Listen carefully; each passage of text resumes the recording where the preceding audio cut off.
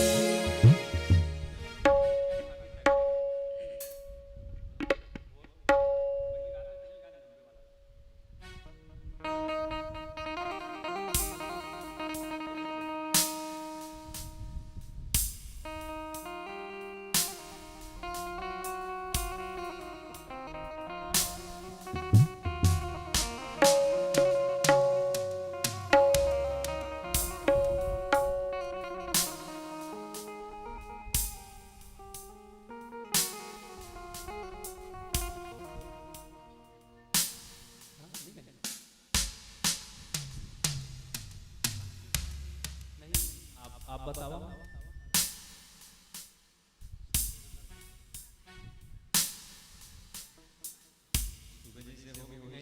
सुबह कोई था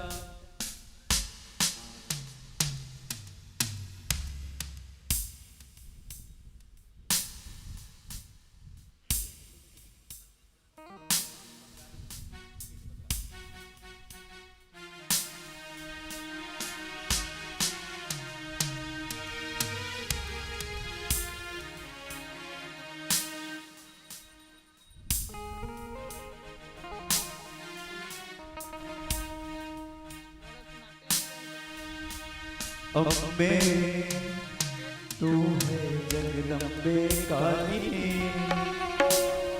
जय दुर्गे खप्पर वाली, तेरे गुण गाए भारती।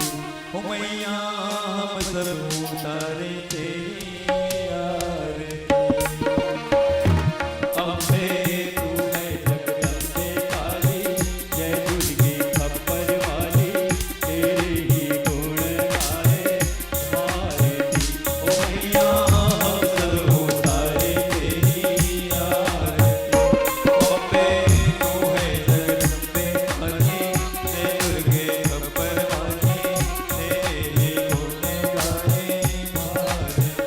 ओ मैया हम सब उतारे तेरी आरती। अम्बे तू है जगदम्बे काली, जय दुर्गे खप्पर वाली, तेरी ही गुण गाए भारती। ओ मैया हम सब उतारे तेरी आरती। तेरे जगत के भक्त जनों पर भीड़ पड़ी है भारी, भीड़ पड़ी है भारी। तेरे सच्चे भक्त जनों पे भीड़ पड़ी है भारी, भीड़ पड़ी है भारी। दानों दल पर टूट मरो पागल के सिंह सवारी, करते सिंह सवारी। दानों दल पर टूट पड़ो मां करके सिंह सवारी, करके सिंह सवारी। सौ सौ सिंहों की तो बलशाली, नष्ट हो जाओ वाली, दुष्टों को तो ही ललकारती। ओ मैया तेरे ही गुण गाए भारती। तू है जगदम्बे काली, जय दुर्गे खप्पर वाली, तेरे ही गुण गाए भारती। अम्बे तू है जगदम्बे काली, जय दुर्गे खप्पर वाली, तेरे ही गुण गाए भारती।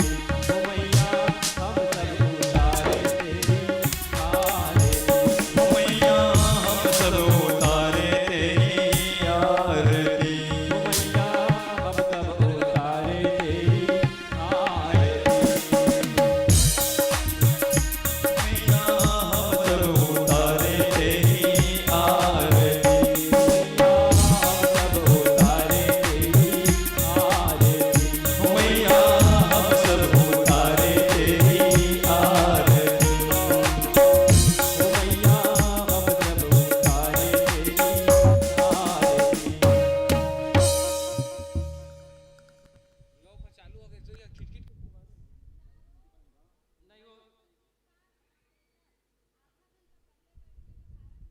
ये ना काफी मतलब भी सही। हाँ काफी मतलब भी हाँ काफी मतलब भी सही, ध्यान नहीं देते लेकिन आवाज फटर फटर कर देते समझना। सीताराम। हेलो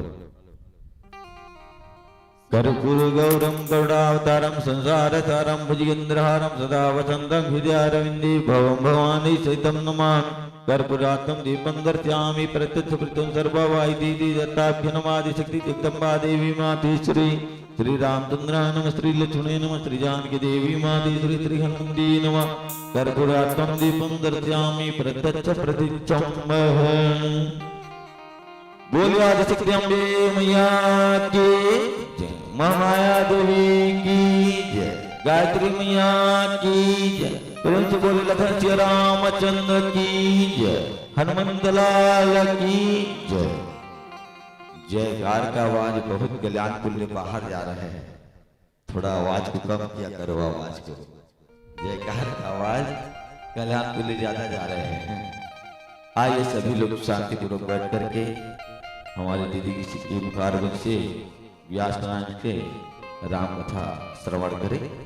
आइए। सीताराम सीताराम बढ़ा सीताराम सीताराम ओ बढ़ा सीताराम राम राम मोटा कर थोड़ा सा। व्यास पूजा करने सीताराम सीताराम सीताराम हो गई ना व्यास पूजा माला चलो। नमो ब्रह्मदेवाय गौरता जयता जगता कृष्णा युद्धा नमो नमस्तुते। अर्थ व्यास नारायण पूजनम प्रतिष्ठा प्रकमहं करिषि पुष्पमाला समर्पयामि। श्री रामचंद्र नमः श्री लक्ष्मणे नमः श्री जानकी देवी माते श्री त्रियंबके नमः पुष्पमालां समर्पयामि। हो गया श्री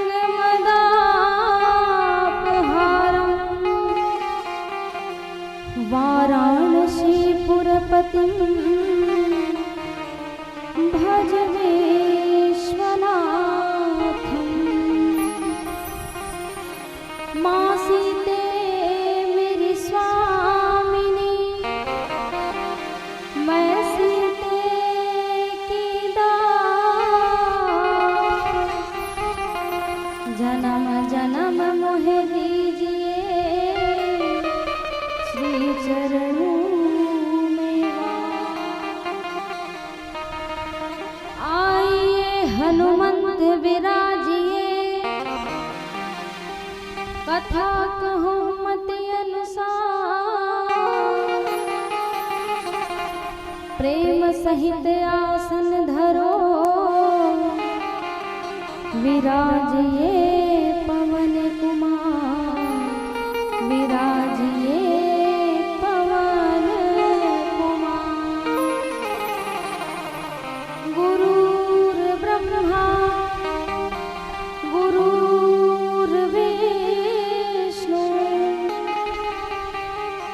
गुरुर्देवो महेश्वरा गुरुर्साक्षात् परं ब्रह्म तस्मै श्री गुरुवे नमः। लोकाभिरामं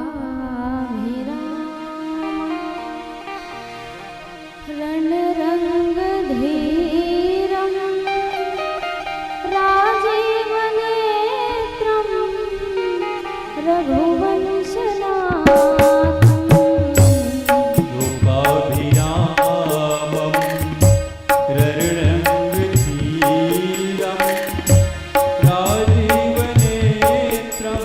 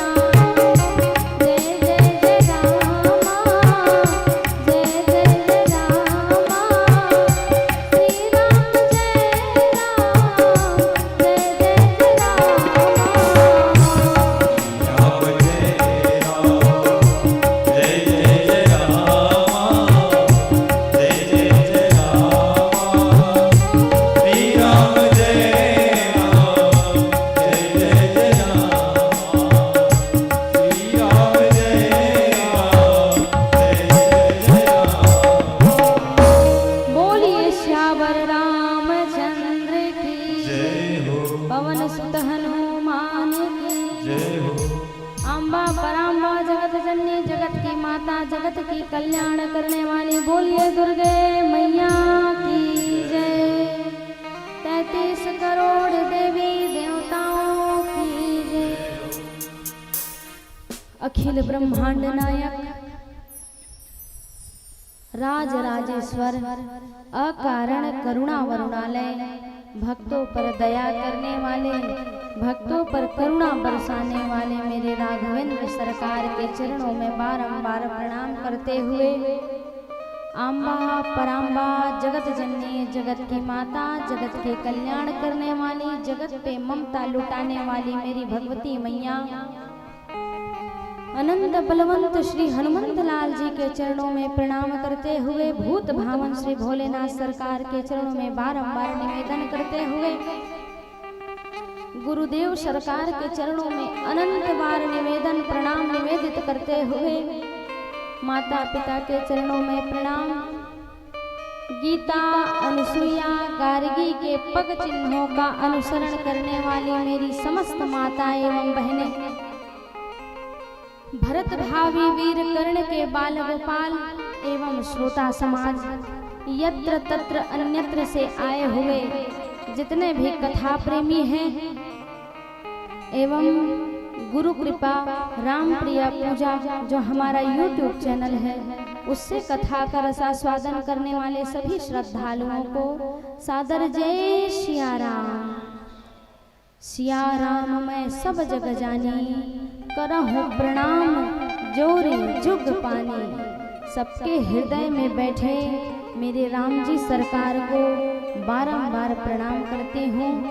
एवं कल की जो हमारी कथा थी वो कथा बहुत ही मार्मिक कथा, जिस कथा में हमने श्रवण किया था वनवास की कथा। सुंदर केवट जी की प्रसंग आई थी एवं दशरथ जी का स्वर्गवास हुआ था। आगे कथा की धारा में प्रवेश करने से पूर्व जैसा कि बड़े विद्वान ने विधान बनाया है कि मन और वाणी को भगवान के चरणों में जोड़ने के लिए सर्वप्रथम हम भगवान के भजन से जुड़ते हैं, जिससे हमारी चित्त वृत्ति जो है भगवान के चरणों में लग जाती है। आइए आप और हम मैया जी के जस गीत से अपने कथा की ओर प्रवेश करेंगे। बोल दुर्गे मैया की जय हो।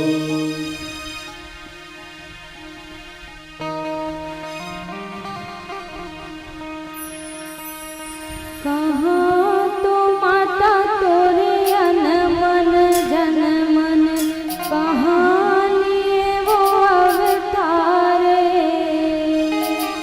कहाँ तो माता तोरे अनमन जनमन, कहाँ लिए वो अवतारे।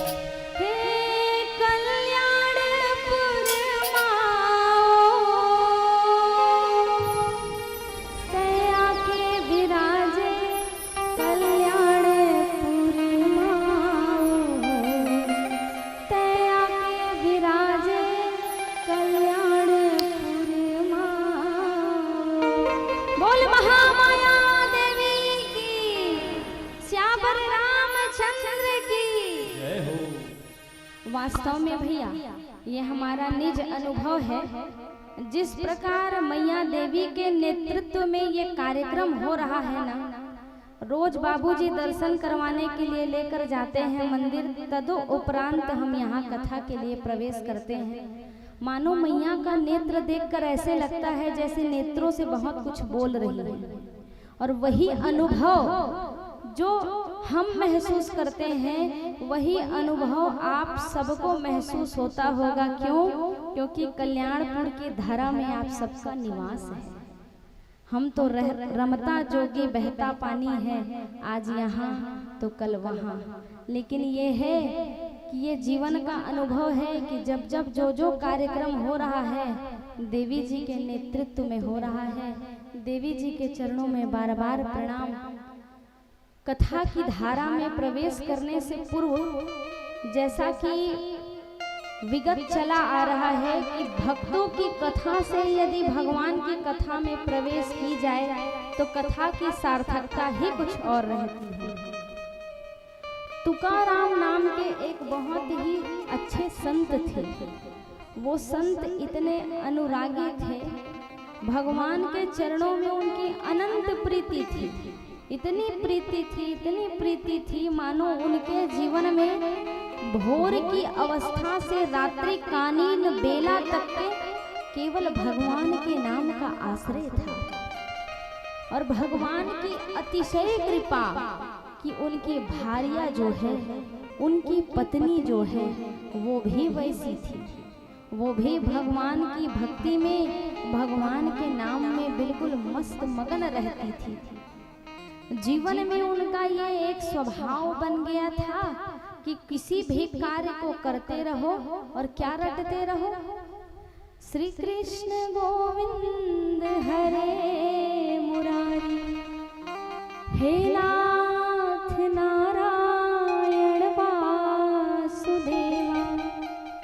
ये उनका भाव था। हर कार्य को करते केवल यही गाते थे, हे कृष्ण गोविंद हरे मुरारे, हे नाथ नारायण वासुदेवा। मानो देखिए आपके और हमारे जीवन में भी ये है, जो व्यक्ति ना अपने जीवन में भगवान के नाम को आश्रय ले ले और अपने प्रत्येक कार्य को भगवान का नाम लेते लेते करे, तो उसका घर, उसका गृह, उसका मोहल्ला, उसका जो ग्राम है, उसका जो परिवेश है, वो भी क्या हो जाता है? राममय हो जाता है। क्यों? क्योंकि वो अपने आप को भगवान के नाम से जोड़ करके अपने कार्य को करता है। अब ऐसे ही उनकी दिनचर्या होने लगी। दोनों जो है सपत्नीक भगवान के नाम को लेकर के ही अपने जीवन का प्रत्येक कार्य करते थे। एक दिन हुआ ऐसे कि वो उपले जो होते हैं कंडा, हमारे छत्तीसगढ़िया में कहते हैं छेना, गोबर के छेना बना रही थी धनाबाई। छेना बनाते बनाते भी वही गान करती थी, हे कृष्ण गोविंद हरे मुरारी, हे नाथ नारायण वासुदेवा। आप सब भी गाएंगे। क्यों? क्योंकि तार को मन से मिलाने के लिए ही गाया जा रहा है। हे कृष्ण गोविंद हरे मुरारी, हे नाथ नारायण वासुदेवा।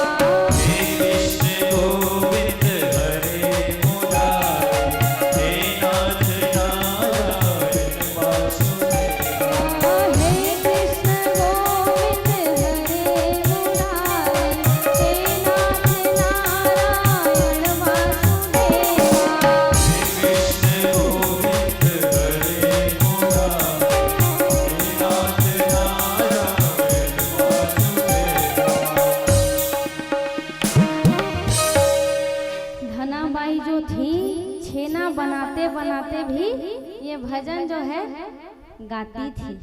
और देखिए भजन का प्रभाव इतना आनंद और इतने भजन में भगवान के नाम में इतनी लीन हो जाती थी कि वो जो है छेना बनाते बनाते भी किसका नाम गाती थी? भगवान का नाम गाती थी। एक और सुंदर इसी कथा की धारा में एक हमें प्रसंग याद आया। स्वामी श्री 108 राम स्वरूपादास जी महाराज जो हैं, छत्तीसगढ़ उनका आना हुआ। वो रहने वाले मध्य प्रदेश या उत्तर प्रदेश के हैं, हमें कंफर्म जानकारी है नहीं। तो उनका आना हुआ छत्तीसगढ़। इत्तेफाक से जब वो छत्तीसगढ़ आए तो पड़ा एकादशी। अब एकादशी पढ़ा तो जजमान पूछते हैं ना, हम भी उपास हैं, हमारी भी खूब खातिरदारी, खूब सेवा होता है केवड़थ परिवार के द्वारा, कोई कमी नहीं होती।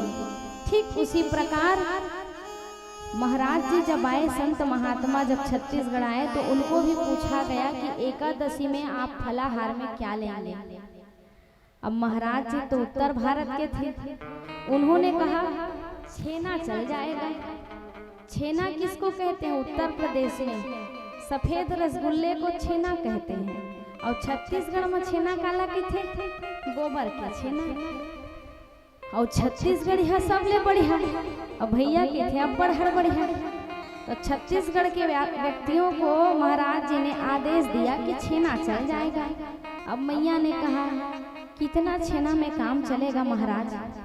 तो बोलते हैं 7-8 में काम चल जाएगा, 7-8 पर्याप्त है। अब वो सोच में डूब गई, महाराज छेना को खाएंगे क्या करेंगे? एक बार और प्रश्न कर लेती हूँ, गाय का चलेगा कि भैंस का चलेगा महाराज जी? कहते हैं गाय का चल जाएगा, गाय का। अब उसने सोचा भैंस का गोबर थोड़ा ज्यादा ढीला रहता है, लगता है गाय के गोबर के छेने से महाराज फलाहार करेंगे। अब वो गई है, जा करके 6-7 छेना को लेकर आई महाराज के सामने। महाराज जी बोले तुम्हारे छत्तीसगढ़ में छेना इसको कहते हैं क्या? हमको सिद्ध कर दोगी लगता है। छेना जो है दूध का बनता है, सफेद रसगुल्ला, उसको छेना कहते हैं। तो इस प्रकार से छत्तीसगढ़ वासी जो है ना बड़े भोले भाले होते हैं। और जैसे ही धनाबाई ने अपने उस छेना में भी हे कृष्ण गोविंद हरे मुरारे नाम का गायन करते करते हुए छेना बनाया, एक समय ऐसा आया कि वो छेना की चोरी हो गई। और जब छेना की चोरी हुई ना, तब उन्होंने अपने स्वामी से कहा कि मेरे छेने को किसी ने चुरा कर ले गया। तो स्वामी जी ने कहा मैया छेना ले गया तो क्या हुआ, किसी न किसी काम के योग्य उसका वो आ जाएगा, कोई बड़ी बात तो है नहीं। कहा ठीक है, लेकिन स्वामी अगर छेना बस ले जाता ना तो शायद मुझे इतनी पीड़ा नहीं होती, लेकिन उस छेना में मेरा भजन जुड़ा हुआ है। तो कहते हैं अब क्या करें? तो छेना चोरी करने वाले को खोजना पड़ेगा, अन्यथा मेरी रात्रिकालीन बेला में नींद नहीं आएगी। श्यावर रामचंद्र की जय। सबका ध्यान इधर हो, इसीलिए कथा में प्रवेश करने से पूर्व मैं आप सबके मन को बांधने के लिए भक्तमाल की कथा उठाकर एक कथा भक्तमाल की कथा लेती हूँ, तदोपरांत कथा में प्रवेश करती हूँ। क्यों? क्योंकि भक्त की कथा को सुनने के लिए स्वयं भगवान आते हैं, और भक्तों की कथा को सुनकर जनता, जनार्दन, श्रोता, उनके मन में भक्ति का प्रादुर्भाव होता है। भक्तमाल की कथा को कहने के पीछे उद्देश्य केवल मेरा एक ही रहता है कि किसी सरल भगत के प्रेम आपके हृदय में उतरे और उन्हीं सरल भगत के जैसे आप भी बन जाइए। उद्देश्य केवल एक होता है। तदो उपरांत क्या हुआ, जब धनाबाई के मन में व्याकुलता देखी किसने? तुकाराम जी ने। तब कहा अब लगता है चोरी करने वाले, कंडे चोरी करने वाले को खोजना पड़ेगा। अब खोजने के बाद हुआ क्या? अब खोजे तो खोजे कैसे? क्योंकि छेना तो सबके घर में होता है, छेना में नाम तो नहीं लिखा होता है ना। लिखा होता है क्या? आप पहचान पाओगी अपने बनाए छेने की? हाँ, साइज किसी का सिद्ध हो गया, इतना ही साइज में मेरा बनता है, उंगली का नाप है तो वो बात अलग है, लेकिन छेना पहचान पाना सबके बस की बात नहीं है। लेकिन भगवान के भजन के नाम की महिमा इतनी है सज्जनों कि जब छेना का खोज करना शुरू किया गया, देखिए गौ मैया आ रही है, बोलिए गौ मैया की जय। यही कथा की सार्थकता है कि भगवान प्रत्यक्ष अप्रत्यक्ष रूप से दर्शन देते हैं। ब्राह्मण देवता का यहाँ आगमन हुआ है, तदो उपरांत गौ मैया आई है। दोनों को साधुवाद प्रणाम स्वीकार करें। पहचान तो है नहीं, लेकिन सबसे बड़ा ब्राह्मण का पहचान होता है तिलक और गले की कंठी। इससे पहचान होती है कि विप्र देवता का आगमन हो रहा है और गौ मैया का आगमन हो रहा है। और साधुवाद करते हैं हम व्यासपीठ से। बहुत बहुत धन्यवाद। दर्रा माता से हैं। अच्छा हाँ, भैया, परिचय हमारा है नहीं। कावेरी नाथ। अच्छा, जय श्री राम। अब जैसे ही तुकाराम जी व्याकुलता देखे हैं धना जी का, तब कंडे का खोज शुरू कर दिया।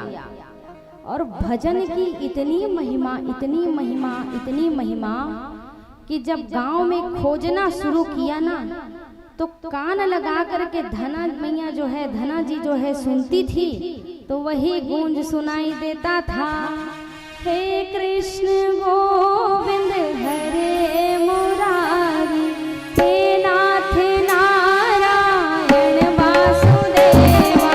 हे कृष्ण गोविंद हरे मुरारी, हे नाथ नारायण वासुदेवा। हे कृष्ण गोविंद हरे मुरारी, हे नाथ नारायण वासुदेवा। हे कृष्ण गोविंद हरे मुरारी, हे नाथ नारायण वासुदेवा। हे कृष्ण गोविंद हरे मुरारी, हे नाथ नारायण वासुदेवा। हे कृष्ण गोविंद हरे मुरारी, हे नाथ नारायण वासुदेवा। कोई छेना ऐसा था जिनका अनुराग भगवान के नाम से नहीं जुड़ा था। वो साधारण जैसे लोग बनाते हैं वैसा बना रहता था, तो उससे आवाज नहीं आती थी। लेकिन धना जी ने जो छेना बनाया था, कंडा बनाया था, उससे आवाज आती थी, हे कृष्ण गोविंद हरे मुरारे, हे नाथ नारायण वासुदेवा। इनके इस स्वर से, वो छेने की आवाज से वो पता चल गया। कहने का अभिप्राय ये है प्यारे श्रोता समाज, कि जीवन में जिस दिन आपकी जो हृदय की धारा है वो यदि भगवान से जुड़ जाएगी ना, उस दिन आपका भी जीवन सिद्ध हो जाएगा और आपका मन जो है भगवान के चरणों में लग जाएगा। रोम रोम में बसे हैं मेरे राम जी, रोम रोम में बसे हैं मेरे राम जी, मेरे सांसों में बसे घनश्याम जी, मेरे सांसों में बसे घनश्याम जी। रोम रोम में बसे हैं मेरे राम जी, रोम रोम में बसे हैं मेरे राम जी, मेरे सांसों में बसे हैं श्याम रामचंद्र की, रोम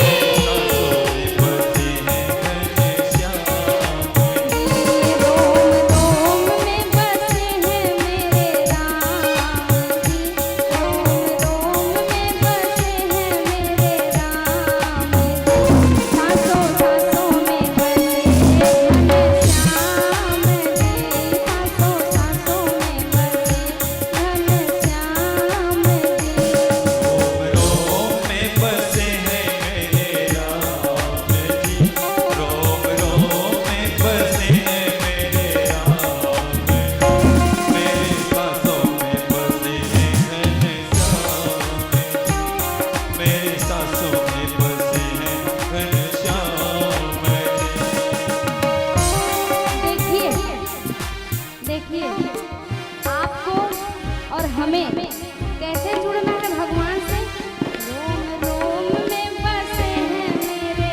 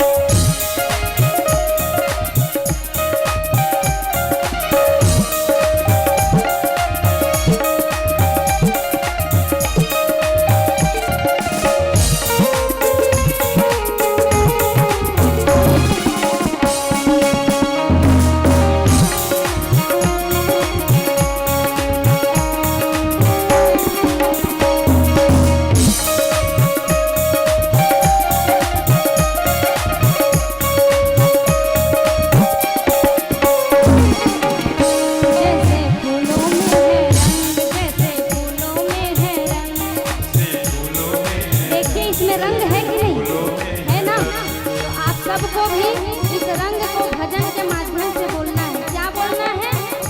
जैसे फूलों में है रंग, जैसे फूलों में है रंग, जैसे फूलों में है रंग, जैसे फूलों में है रंग, जैसे कलियों में सुगंध, जैसे कलियों में सुगंध, जैसे कलियों में सुगंध, जैसे कलियों में सुगंध, जैसे कलियों में सुगंध, जैसे कलियों में सुगंध। जैसे कलियों में सुगंध, जैसे कलियों में सुगंध। और बड़े ध्यान से और गंभीरता से, मुझे नहीं लग रहा है कि आप लोग को आनंद आ रहा है। यदि आनंद आता ना तो ताली मजबूती होती तालियों में और दोनों हाथ भी ऊपर होता। ये अंतिम लाइन है। डाली डाली हो, डाली डाली में समाए घनश्याम जी, डाली डाली में समाए घनश्याम जी, मेरे सांसों में बसे घनश्याम जी, मेरे सांसों में बसे घनश्याम जी। सांसों में बसे हैं घनश्याम जी, मेरे सांसों में बसे हैं घनश्याम जी। रोम में समाए मेरे राम जी, रोम में समाए मेरे राम जी, मेरे सांसों में बसे घनश्याम जी, मेरे सांसों में मेरे रोम में है राम जी, मेरे रोम में है राम जी, मेरे सांसों में समाए घनश्याम जी, मेरे सांसों में समाए घनश्याम जी, मेरे सांसों में बसे घनश्याम जी, मेरे सांसों में समाए घनश्याम जी,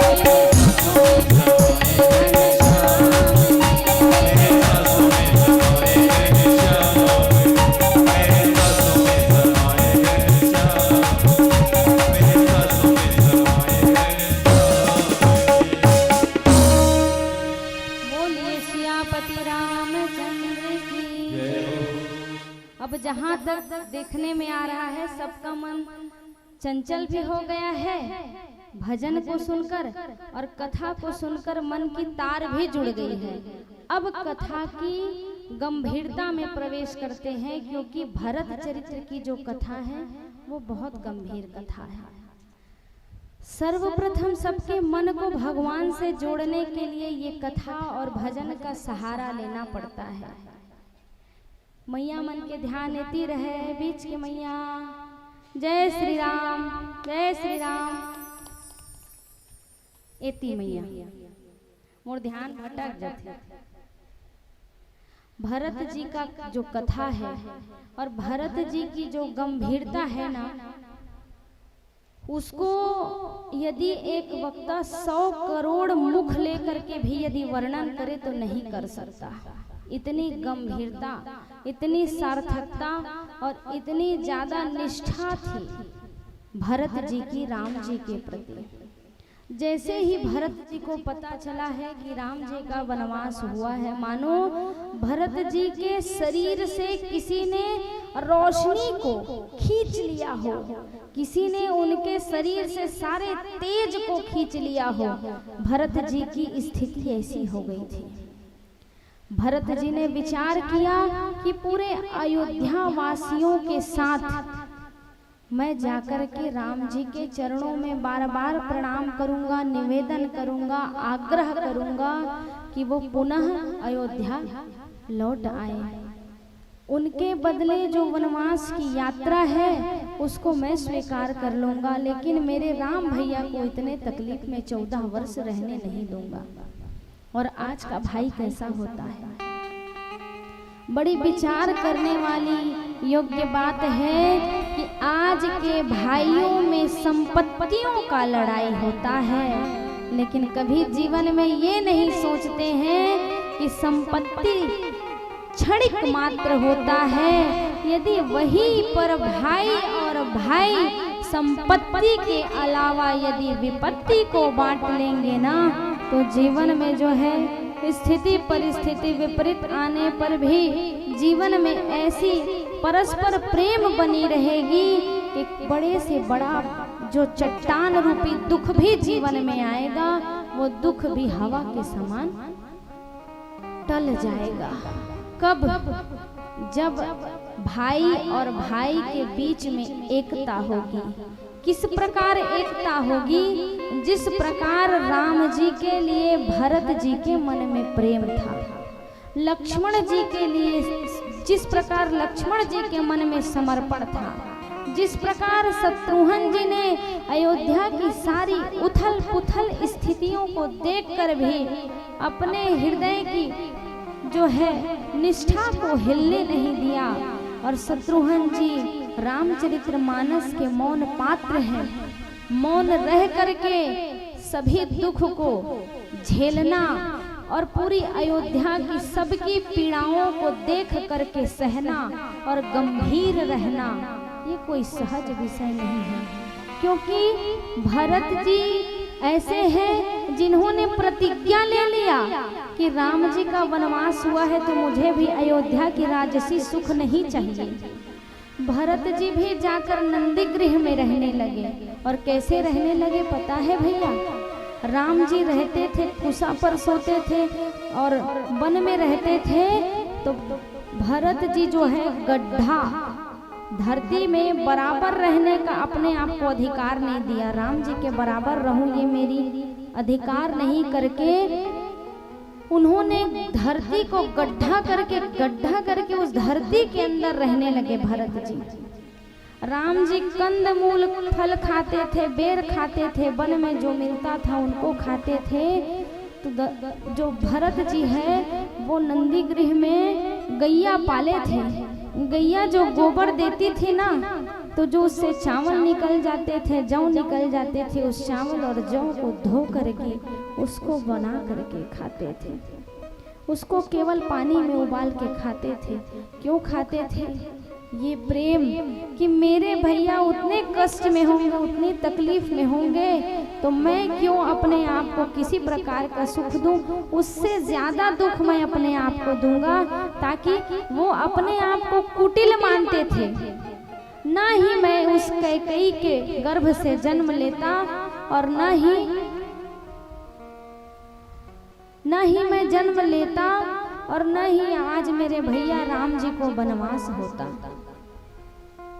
भरत जी हमेशा अपने आप को, जब तक भगवान की वनवास की यात्रा हुई तब तक अपने आप को कुटिल कहा। अपने आप को ये भी कहा, क्यों न मैं जन्म लेते ही मर क्यों नहीं गया।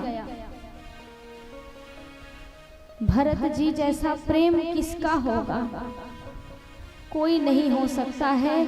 लेकिन ये रामचरितमानस की कथा मनोरंजन के लिए नहीं भैया, आत्मरंजन के लिए है।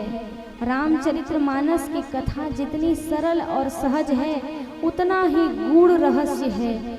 कब?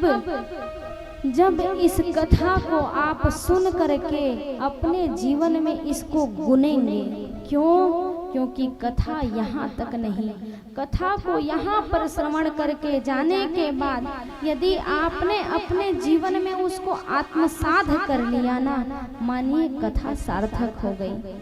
कथा में केवल 4 घंटे बैठकर अपने मन को स्थिर मत करिए। अपने मन, अपनी वाणी, अपने जीवन, अपने व्यक्तित्व को ऐसा बना दीजिए कि आपको विचार करना पड़े कि वास्तव में कल्याणपुर की धराधाम में राम कथा का हमने श्रवण किया तो हमारे जीवन में एक सुधार आया।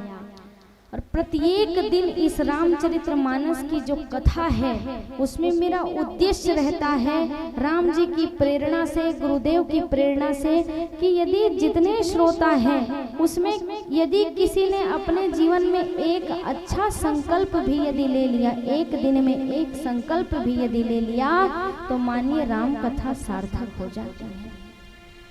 ये राम कथा बहुत गूढ़ रहस्य है। और वास्तव में कहे ना तो राम कथा बाल कांड के बाद जब अयोध्या कांड से कथा प्रारंभ होती है, वास्तविकता में जीवन की सार्थकता, जीवन की सच्चाई, जीवन की असली रहस्य यहीं से प्रारंभ होता है। और जो है भरत जी ने सबसे आग्रह किया, निवेदन किया अयोध्या वासी से कि एक बार आप सब साथ में चलिए और साथ में जाकर हम राम जी से निवेदन करेंगे, विनती करेंगे, आग्रह करेंगे। क्या पता मेरी विनती को सुनकर, मेरी आग्रह को सुनकर राम जी पुनः अयोध्या आ जाए और अयोध्या में वही आनंद फिर से आ जाए। क्यों पता है मैया, जब से राम जी अयोध्या से गए हैं ना, मानो अयोध्या तो अयोध्या है, लेकिन अयोध्या से वो रुख, वो सबकी प्रसन्नता, वो सबकी खुशियाँ मानो राम जी के साथ जंगल में चली गई है, वनवास चली गई है। क्यों? क्योंकि सबका शरीर है अयोध्या में, लेकिन किसी का मन नहीं है। क्यों नहीं है? क्योंकि राम जी के बिना अयोध्यावासी कभी एक निमिष मात्र भी जीना रहना सीखे नहीं। और आपके और हमारे जीवन में भी यही होता है, जब हमारे जीवन में किसी प्राणी मात्र से भी इतनी आसक्ति जुड़ जाती है ना, प्रेम हो जाता है ना, तो अपने माँ या पिताजी का भी जब स्वर्गवास होता है ना, तो व्यक्ति के जीवन में जीवन तो जीता है व्यक्ति। क्यों? क्योंकि जीवन जीना मजबूरी है, बहुत सारे दायित्व होते हैं, लेकिन कभी कभी जीवन में ऐसा भी हम देखे हैं जिसमें किसी के बच्चों के प्राणों की जब यात्रा हो जाती है या किसी के माता पिता का स्वर्गवास हो जाता है, मानो उनके जीवन से सब कुछ चला जाता है भैया। इसीलिए एक नम्र निवेदन मेरा व्यासपीठ से और है कि जीवन में जब तक आपके माँ बाप जिंदा हैं, जब तक वो आपके समीप हैं, तब तक आप अपनी सेवा में, आप अपनी निष्ठा में उनके प्रति, अपनी श्रद्धा में कमी मत करना भैया। क्यों?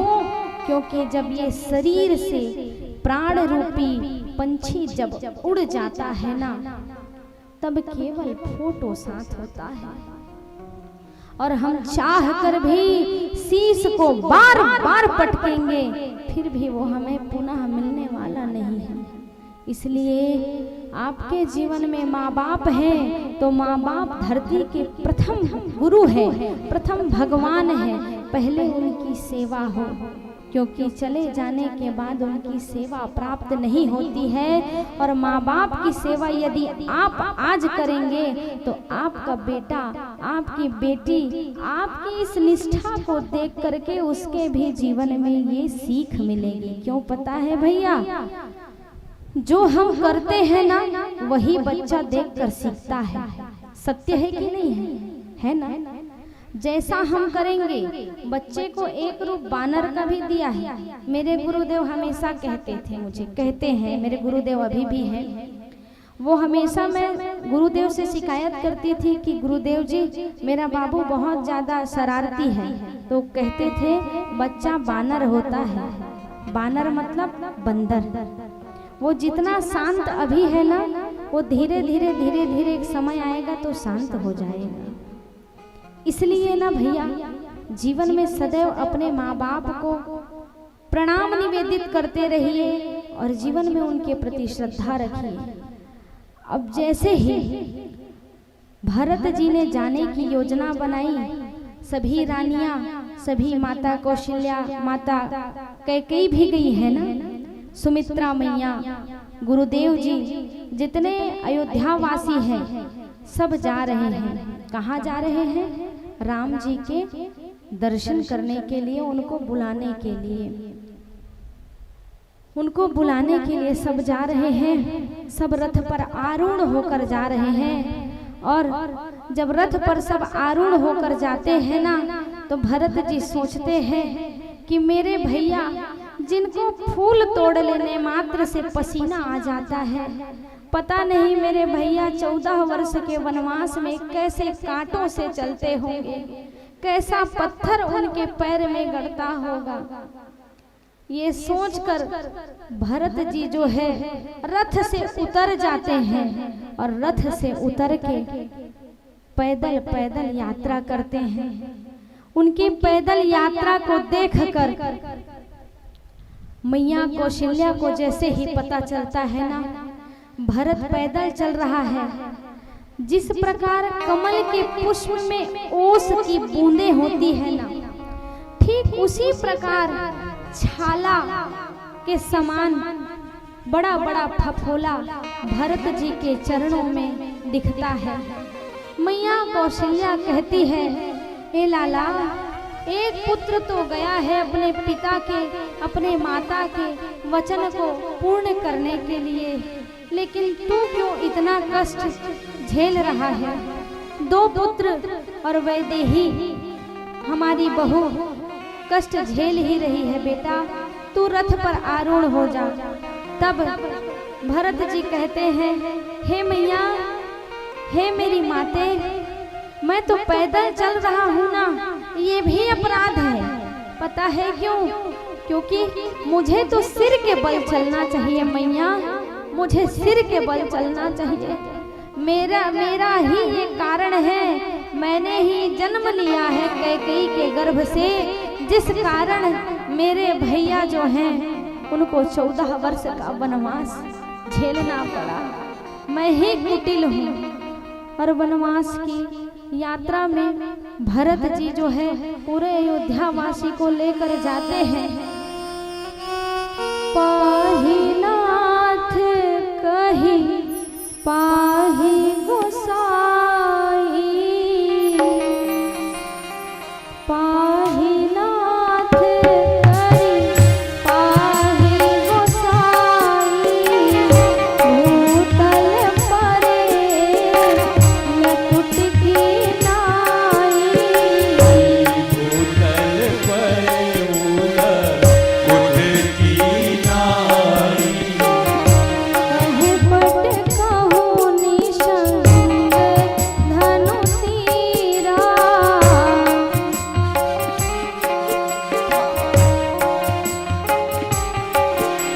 भरत प्रणाम करत रघुनाथा,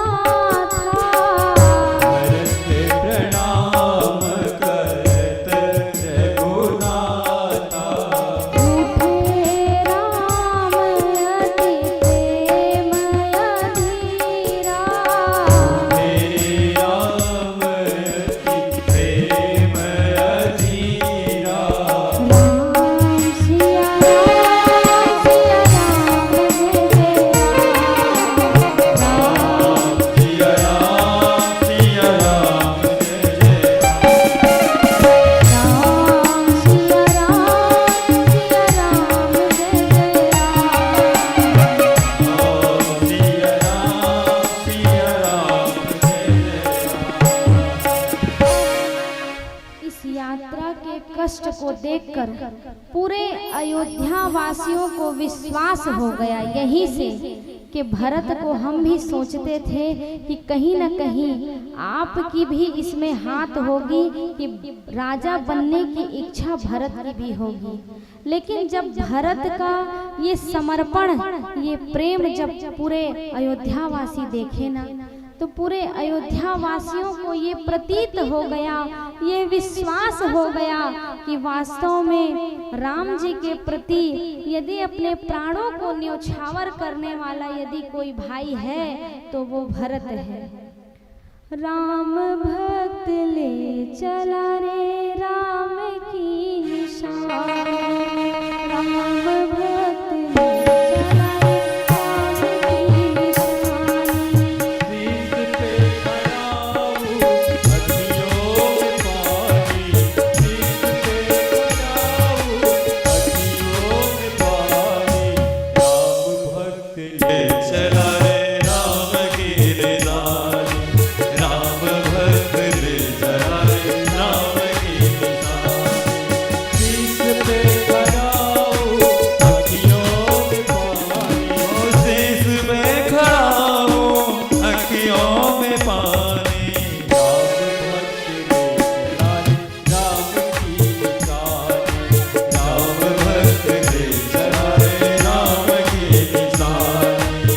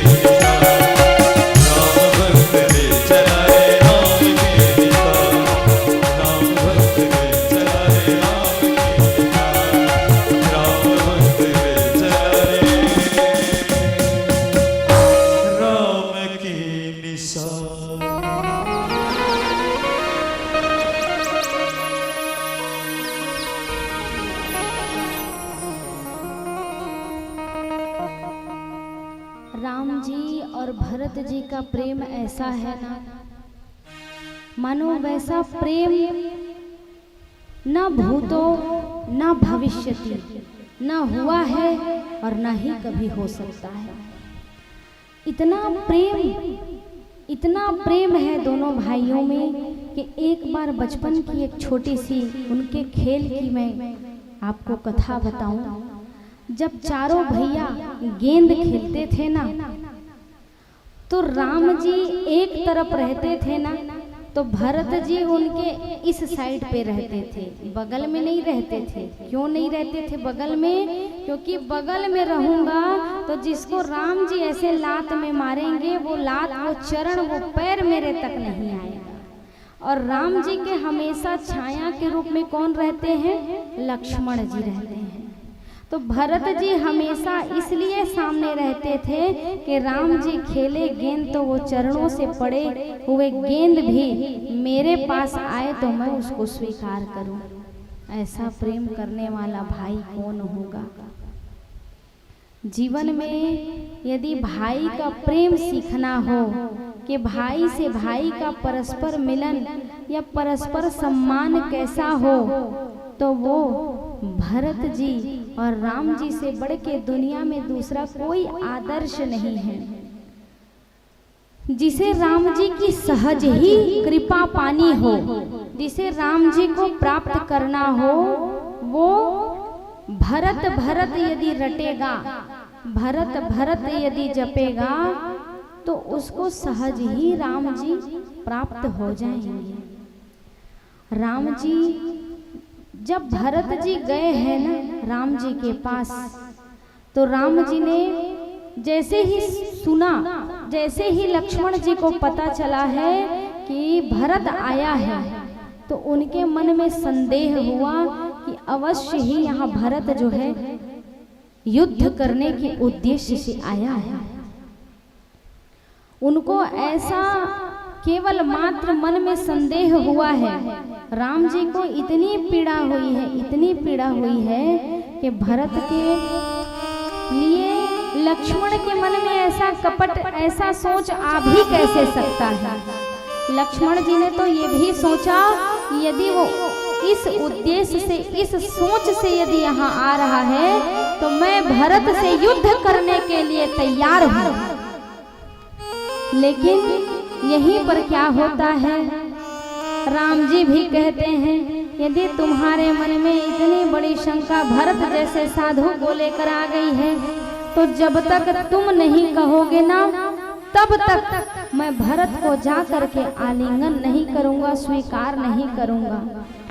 और जब भरत जी भैया राम, भैया राम, तात तात तात कह के जब आवाज लगाते हैं ना मैया, मानो पूरे क्षेत्र के जो पत्थर हैं, पत्थर शिला जो है, वो भी पिघल पिघल कर मोम बन जा रहे हैं, मोम बन जा रहे हैं।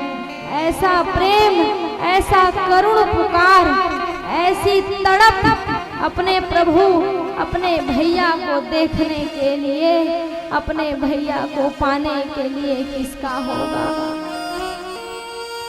पत्थर भी मानो जब भरत जी के पुकार को सुन रहे हैं ना, तो पत्थर भी पिघल जा रहे हैं।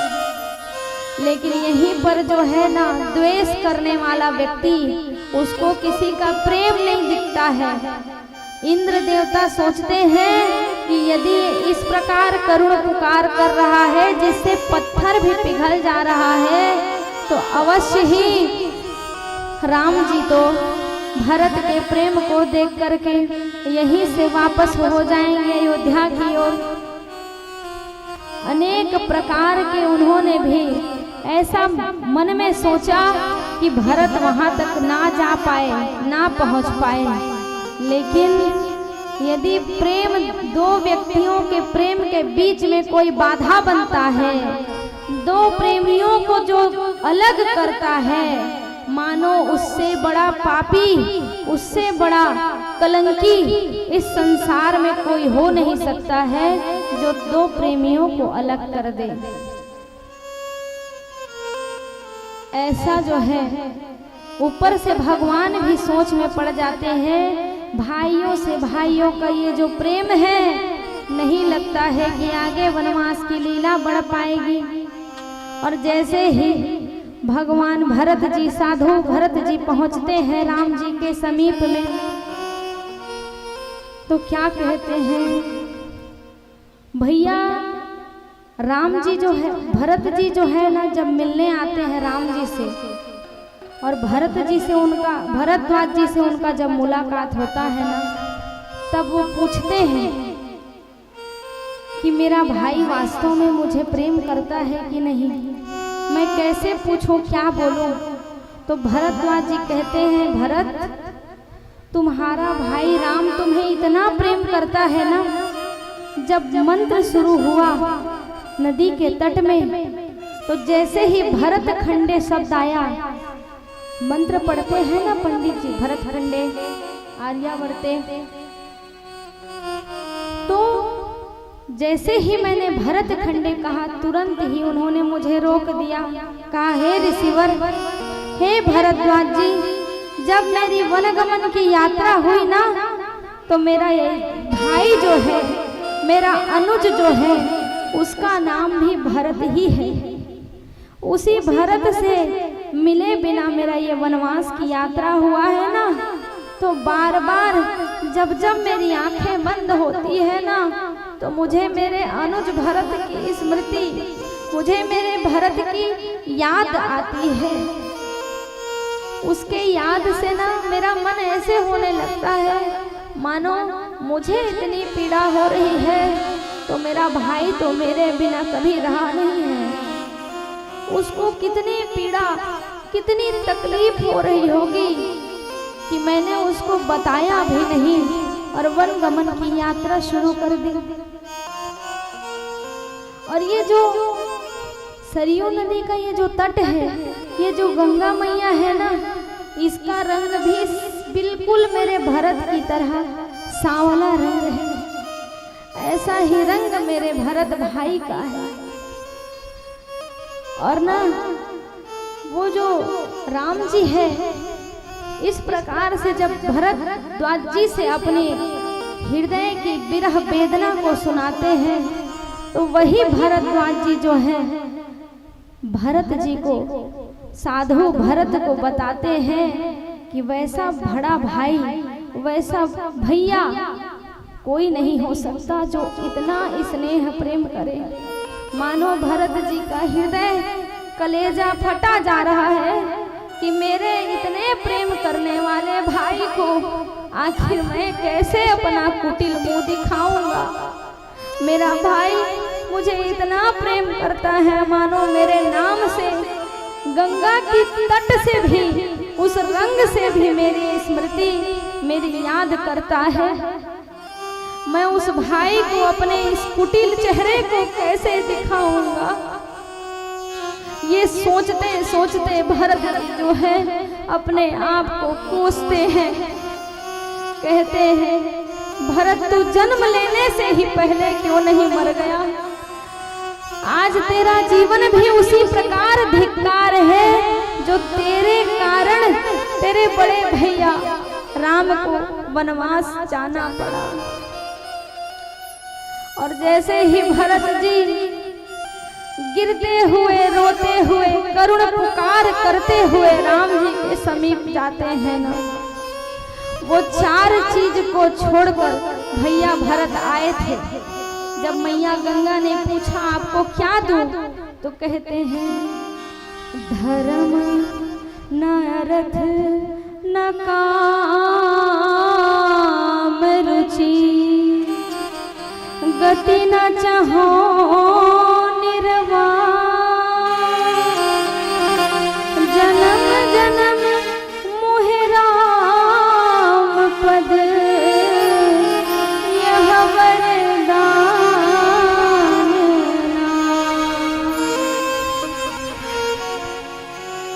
हे गंगा मैया, ना मुझे धर्म चाहिए, ना मुझे अर्थ चाहिए, ना मुझे काम चाहिए, और ना ही मुझे मोक्ष चाहिए।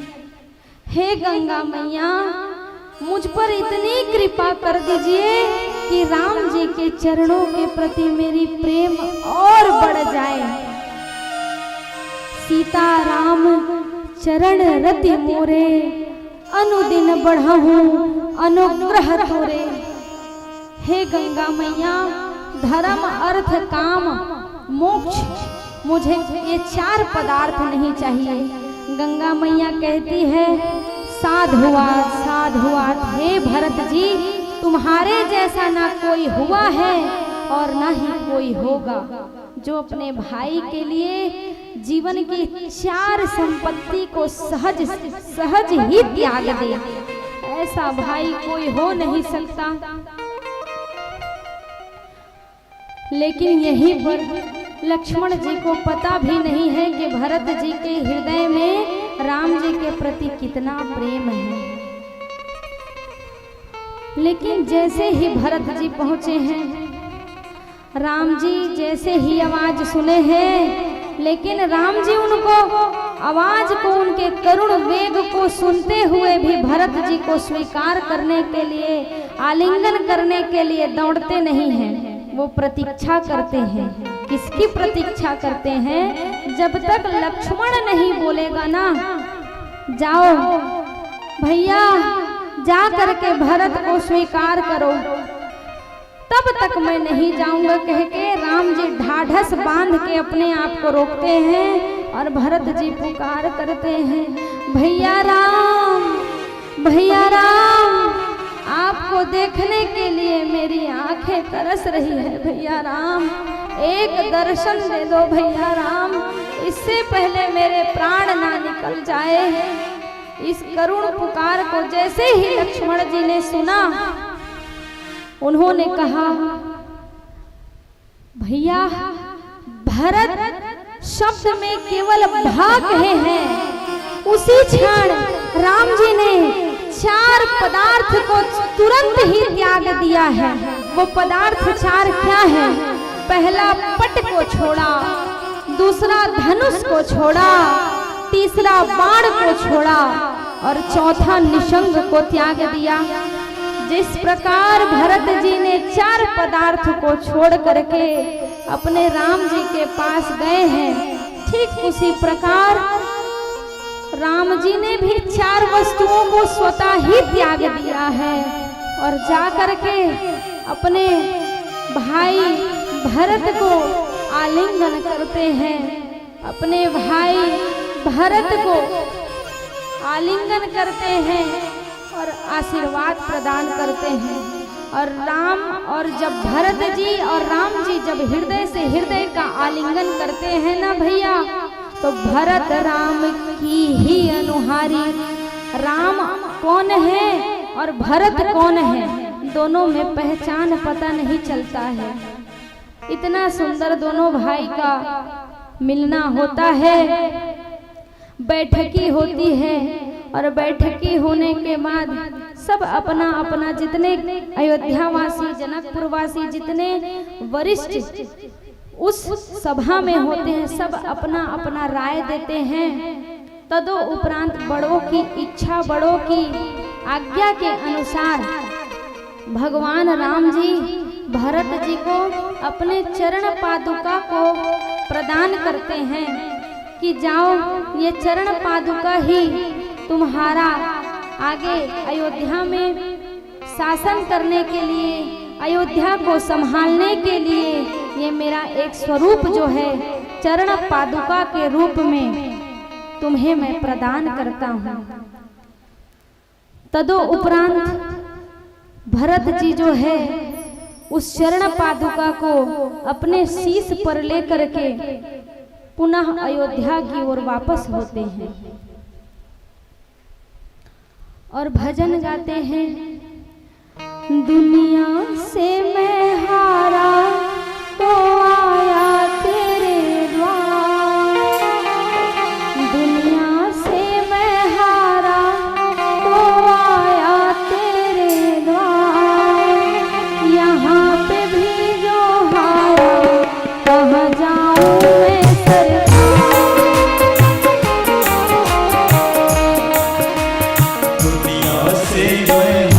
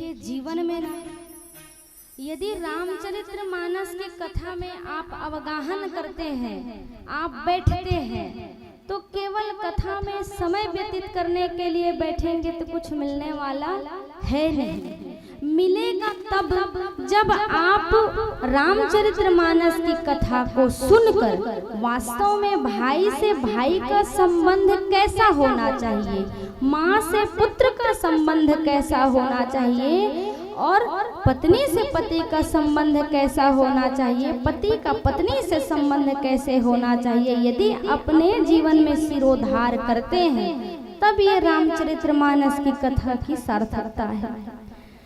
भाई से भाई का जीवन में संपत्ति का बंटवारा नहीं होना चाहिए, अपितु भाई से भाई के जीवन में विपत्ति का बंटवारा होना चाहिए, विपत्ति का बंटवारा होना चाहिए।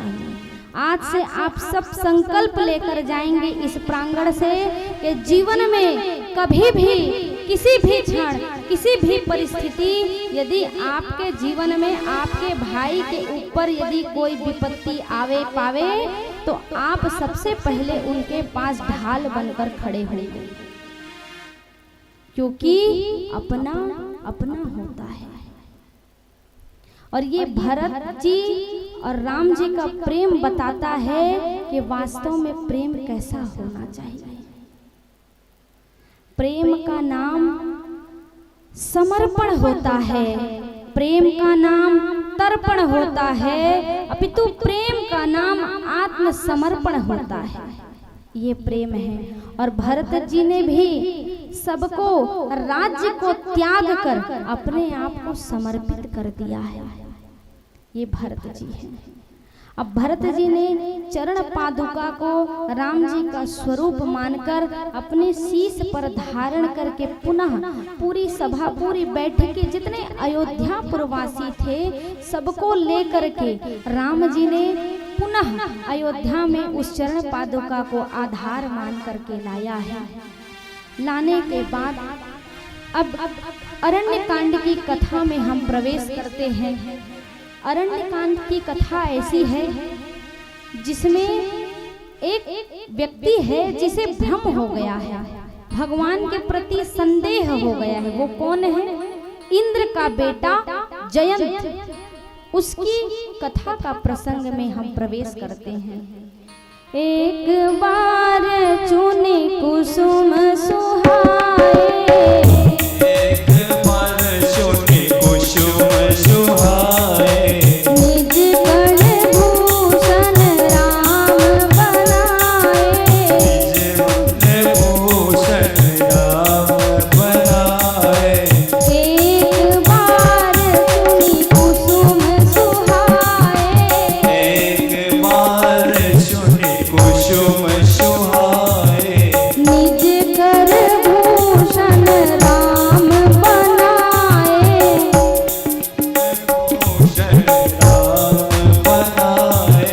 सीत ही पहिराए प्रभु सादर, चरण पहिराए प्रभु बार, बैठे फटिक शिला पर सुंदर, बैठे फटिक शिला पर सुंदर।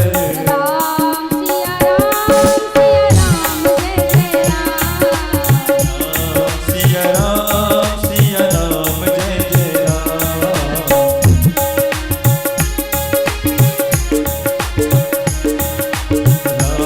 सिया राम जय जय राम। बोलिए रामलला सरकार की जय। बहुत सुंदर कल्याणपुर की ये पावन धरा में प्रत्येक दिन इतनी सुंदर सुंदर झांकियों की प्रस्तुति बच्चों के द्वारा होती है, मानो ऐसा लगता है यहाँ तो वाणी से कथा हो रही है लेकिन साक्षात भगवान का प्रतिबिंब दिख रहा है। ये भगवान की सुंदर लीला है। भैया भजन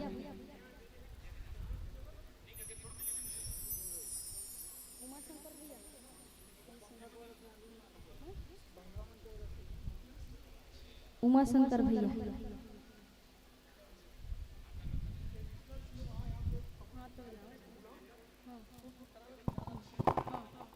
हेलो हेलो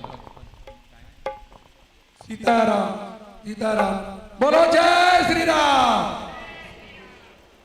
आज हमारे बीच जिला जांजगीर चांपा के एडिशनल सीओ श्री अभिमन्यु साहू जी हमारे बीच उपस्थित हैं। मैं चाहूंगा कि व्यासपीठ से आकर माता रानी से आशीर्वाद स्वरूप सम्मान प्राप्त करें। Additional CO sir Abhimanyu Sahu, माता जी के पिताजी भोलानाथ तिवारी जी मुरु वो भी आए।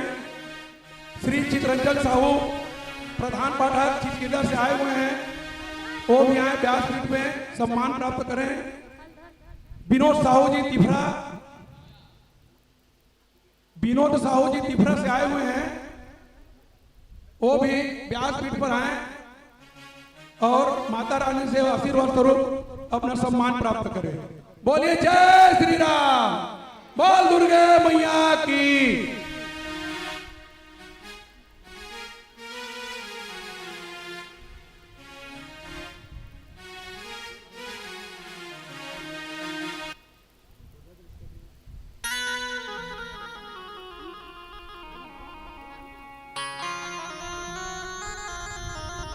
बोलिए रामलला सरकार की जय।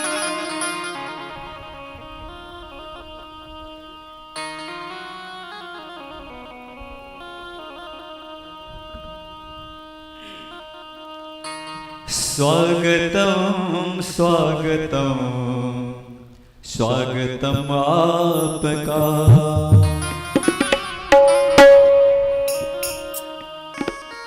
किस जुबां से करूं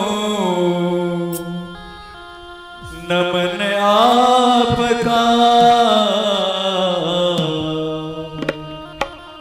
स्वागतम स्वागतम स्वागतम आपका। स्वागतम स्वागतम स्वागतम आपका। किस जुबां से करूं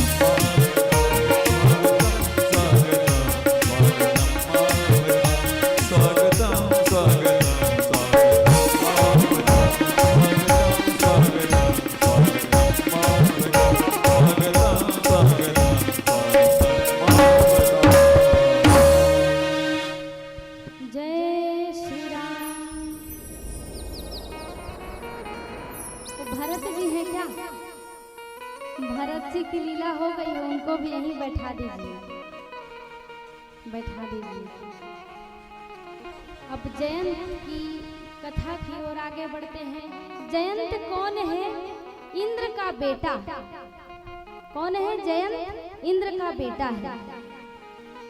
अब मैया और राम जी, सीता जी और राम जी बैठे हुए हैं पंचवटी में, और राम जी ने सोचा कि क्यों ना सीता मैया का आज श्रृंगार किया जाए, और भगवान ने सुंदर पुष्पों से कर्ण फूल का माला बनाया, सुंदर झुमका बनाया, बिंदिया बनाया, फूलों से चूड़ी बनाई, फूलों से कंगन बनाया, फूलों से करधनी बनाई। अब ऊपर से देवता जो है देख रहे थे तो बड़े ही आनंदित हो रहे थे, पुष्पों की वर्षा कर रहे थे कि आहा कितनी सुंदर लीला हो रही है। उस वक्त लक्ष्मण जी नहीं थे, और भगवान ने जो है जिस प्रकार यहाँ झांकी बैठी हुई है ना, सुंदर फूलों से सजाए हुए हैं, ठीक उसी प्रकार राम जी जो है सीता मैया का अपने हाथ से श्रृंगार कर रहे थे। इस लीला को देखकर देवताओं, जितने देवताएं थे, देवताओं ने फूल वर्षा किया और आनंद हो रहे थे। लेकिन वहीं पर इंद्र का बेटा जयंत जो है उसको हो गया भ्रम। भ्रम अर्थात हो गया है उसको संदेह कि क्या ये वास्तव में भगवान होंगे। यदि भगवान होते ना तो अपनी भार्या का श्रृंगार नहीं करते, अपनी भार्या का श्रृंगार नहीं करते। ये लौकिक स्थितियां हैं। जो सामान्य व्यक्ति रहता है वो अपनी पत्नी का श्रृंगार करता है, जो स्वयं भगवान है वो थोड़ी ऐसी करेगा। तो क्यों ना इसका परीक्षण लिया जाए। तो परीक्षण कैसे लिया जाए? तो उसने क्या किया, जयंत ने बनाया स्वरूप कौवा का, काग का रूप बनाया, और काग का रूप बना करके वो परीक्षण लेने के लिए पहुंचा, और परीक्षण लेने के लिए पहुंचा, और जाते ही क्या किया, उस मूर्ख ने मैया के चरणों को अपने चोंच से मार दिया, और चला रुधिर रघुनायक जाना। जब रुधिर चलने लगा ना, खून निकलने लगी चरणों से, तब भगवान को पता चल गया कि ये जो है मूर्ख, ये यहाँ अनुचित क्रिया किया है। मैया सीता जो है माँ है, और माँ के हृदय में बहुत ममता होती है। माँ है इसलिए चलो पुत्र है इसको क्षमा कर देती हूँ कह के सोचकर माँ ने उसके उस गलत कृत्य को भी भगवान को बताया नहीं। लेकिन जैसे ही रुधिर चला, खूनों की धार बही ना, तो भगवान को पता चल गया, अच्छा तुम मेरा बल देखने आए हो ना, अब मैं तुमको अपना बल बताता हूँ। तो भगवान किसमें बैठे थे? कुशा की चटाई में बैठे थे। एक कुशा निकाला, उस कुशा से धनुष बनाया, और धनुष बना करके जयंत की ओर ब्रह्मास्त्र छोड़ दिया। वो ब्रह्मास्त्र जैसे ही पीछे जाने लगा, जयंत 3 लोक 14 भुवन भ्रमण किया। सर्वप्रथम किसके पास गया? वो पिताजी के पास गया। क्यों? क्योंकि आपके और हमारे जीवन में भी यदि कोई विपत्ति आती है, कोई समस्या आती है, कोई कष्ट आता है, तो किसी भी व्यक्ति का सर्वप्रथम पहला द्वार कौन सा रहता है? अपने पिता का द्वार रहता है। लेकिन जिसको पूरी दुनिया ठुकरा दे तो उसको स्वीकार कौन करते हैं? मेरे राम जी करते हैं। अब राम जी ने जिसको ठुकरा दिया है उसको त्रैलोक्य में कोई स्वीकार करेगा? नहीं करेगा ना। जैसे ही इंद्रलोक गया है, इंद्र जी को कहा पिताजी त्राहि माम, मेरे प्राणों की रक्षा करिए। इंद्र जी ने पूछा क्या किया है तुमने? बताया मैंने राम जी का बल नापने के लिए पंचवटी में जाकर मैया सीता के चरणों में चोट से प्रहार किया है। इंद्र ने कहा तत्क्षण इसी घड़ी मेरे इंद्रलोक से निकल जाओ, अन्यथा मुझसे बुरा कोई नहीं होगा।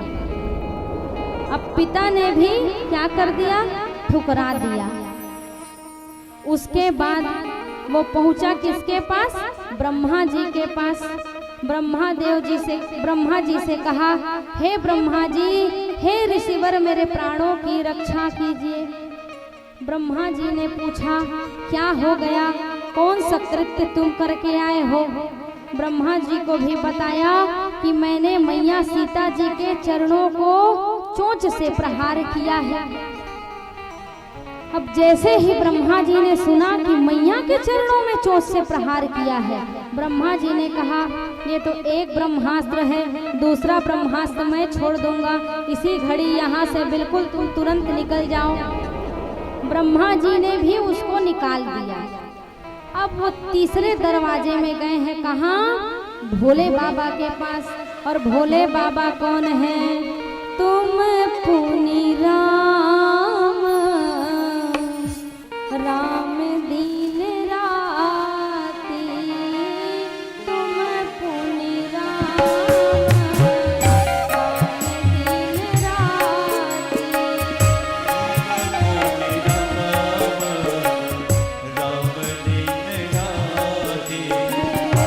सागर जपहु अनन्य राती, सागर जपहु अनन्य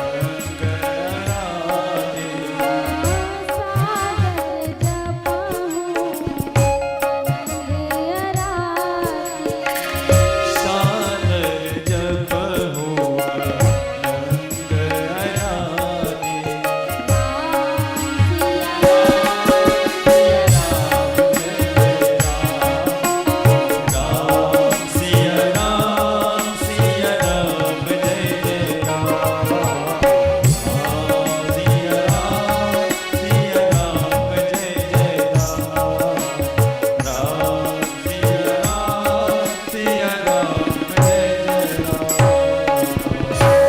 भोले बाबा कौन है, जो 24 घंटे किस मस्ती में डूबे रहते हैं, राम नाम की मस्ती में डूबे रहते हैं, और दिन रात जो है राम जी के नाम को जपते हैं। वो कौन है, भोले बाबा हैं।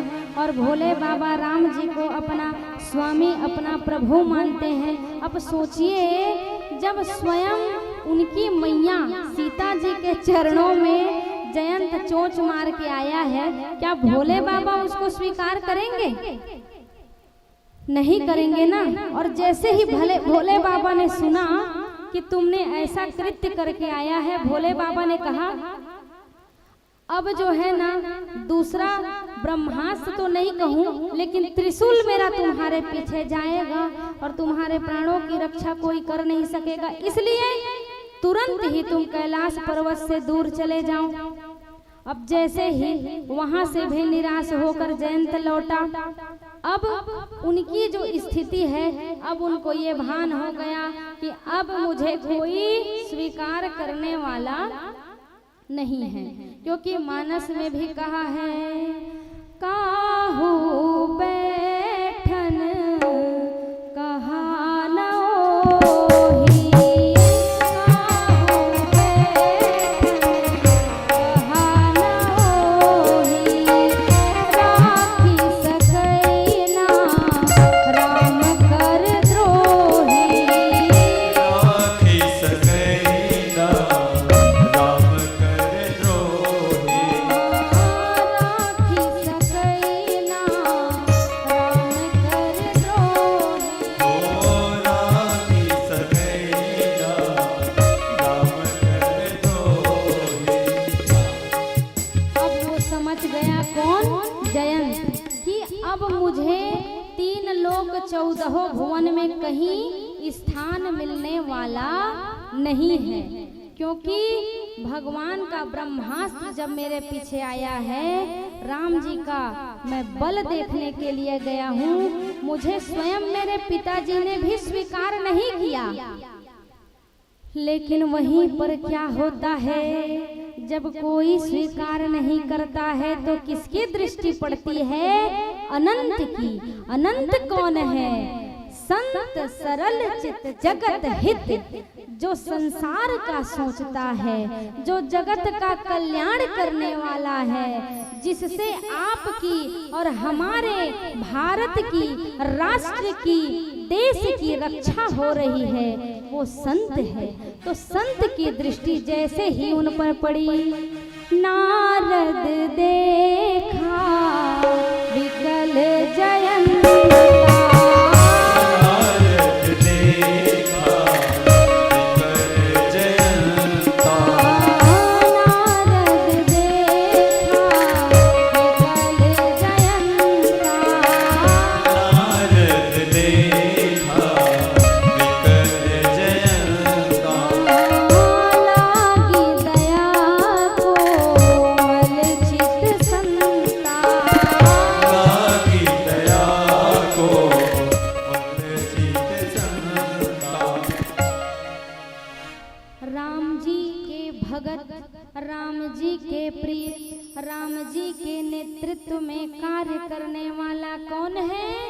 साधु है, संत है, महात्मा है। अब जैसे ही नारद जी की दृष्टि पड़ी, अब नारद जी को उनके ऊपर क्या आ गई? दया आ गई। और दया आई तब नारद जी ने कहा तुम्हें क्या ऐसा मन में भ्रम आया जिसके कारण तुम जो है राम जी का बल देखने गए थे? जब सारी दुनिया तिरस्कृत कर देती है ना, जब सारी दुनिया ठुकरा देती है ना, जब सारी दुनिया स्वीकार करने के लिए अपना हाथ उठा देते हैं, तो वही राम जी स्वीकार करते हैं। लेकिन वाह रे मूर्ख, तू राम जी का बल देखने गया था। तब जयंत ने बड़े तीव्र स्वर में कहा, अरे नारद जी, अभी वो सब बात छोड़िए, अभी पहले ये बताइए कि प्राणों की रक्षा कैसी होगी। तब कहा, अरे मूर्ख, यदि तुम्हारे प्राण को ही लेना होता ना तो वो कब का ले चुके होते। क्यों? भोले बाबा के पास गए हो, 5 मिनट रुका है। ब्रह्मा जी के पास गए हो, 5 मिनट रुका है। इंद्र के पास गए हो, 5 मिनट रुका है। अगर उसको मारना ही होता तो तुम्हारे रुकते तक वो इंतजार नहीं करता, वो तो तुम्हारे प्राणों को ले लेता ना। क्यों ले लेता? क्योंकि वो तो प्राण को लेने के लिए ही आए हैं ना। अब जब नारद जी की इस चेतना को सुना, किसने सुना? जयंत ने। सबकी दृष्टि इधर होनी चाहिए, सबका ध्यान होना चाहिए। क्यों? क्योंकि ध्यान हटता है, जहाँ ध्यान हटी दुर्घटना घटी। हमारा वाईफाई डिस्कनेक्ट हो जाता है, और जैसे वाईफाई डिस्कनेक्ट होता है तो फिर दिमाग इधर उधर हो जाता है। जितनी चेतना, जितनी जागृति, जितने रस, जितने करुण, जितने ध्यान से आप सुनेंगे, उतना ही परोसने में, भोजन परोसने वाले को आनंद तब आता है जब भोजन पाने वाला आनंद से पाता है। तो आनंद से पाइए। क्यों पता है? ये कथा की धारा शेष कितने दिन बच गई? 3 दिन। 3 दिन बच गई है। ये प्रांगण, ये स्थिति, ये परिस्थिति, ये जगह, ये लोग और ये माहौल पुनः आए, ये भगवान की कृपा है, अनंत अतिशय कृपा है। लेकिन आज जो आनंद में आप और हम बैठे हैं, उसमें बिल्कुल आनंद में ऐसे रहिए जैसे ये कथा मेरे जीवन का सार तत्व है कि नहीं? अब जैसे ही नारद जी ने उनको कहा, जाओ और जाकर अब तुम बल देखने के लिए आए थे भगवान का, अब स्वभाव देखने के लिए जाओ। तुम भगवान को परीक्षा लेने के लिए गए थे, भगवान का बल देखने के लिए गए थे, अब भगवान का स्वभाव देखने के लिए जाओ। जैसे ही जयंत लौटा है, वहां से लौटा है, और लौट करके जब गया है भगवान के पास, राम जी के पास गया है, तो राम जी ने पूछा है उसे, तुम क्यों फिर पुनः आए? तब उन्होंने कहा, पहले आया था मैं आपका प्रभाव देखने, अब आया हूँ आपके स्वभाव को देखने। इसीलिए मैं हमेशा कहती हूँ, ऐसा सुंदर स्वभाव कहाँ पाया राघव जी तुम्हें, ऐसा किसने बनाया। और भगवान ने उसको क्या किया, ब्रह्मास्त्र की महिमा को बचाने के लिए उसको एक आंख को उसका निकाल लिया। कौआ को हमेशा एक आंख से देखता है, कौआ तिरछा देखता है, वही भगवान का श्राप है, जिसके कारण कौआ हमेशा एक आंख से देखता है।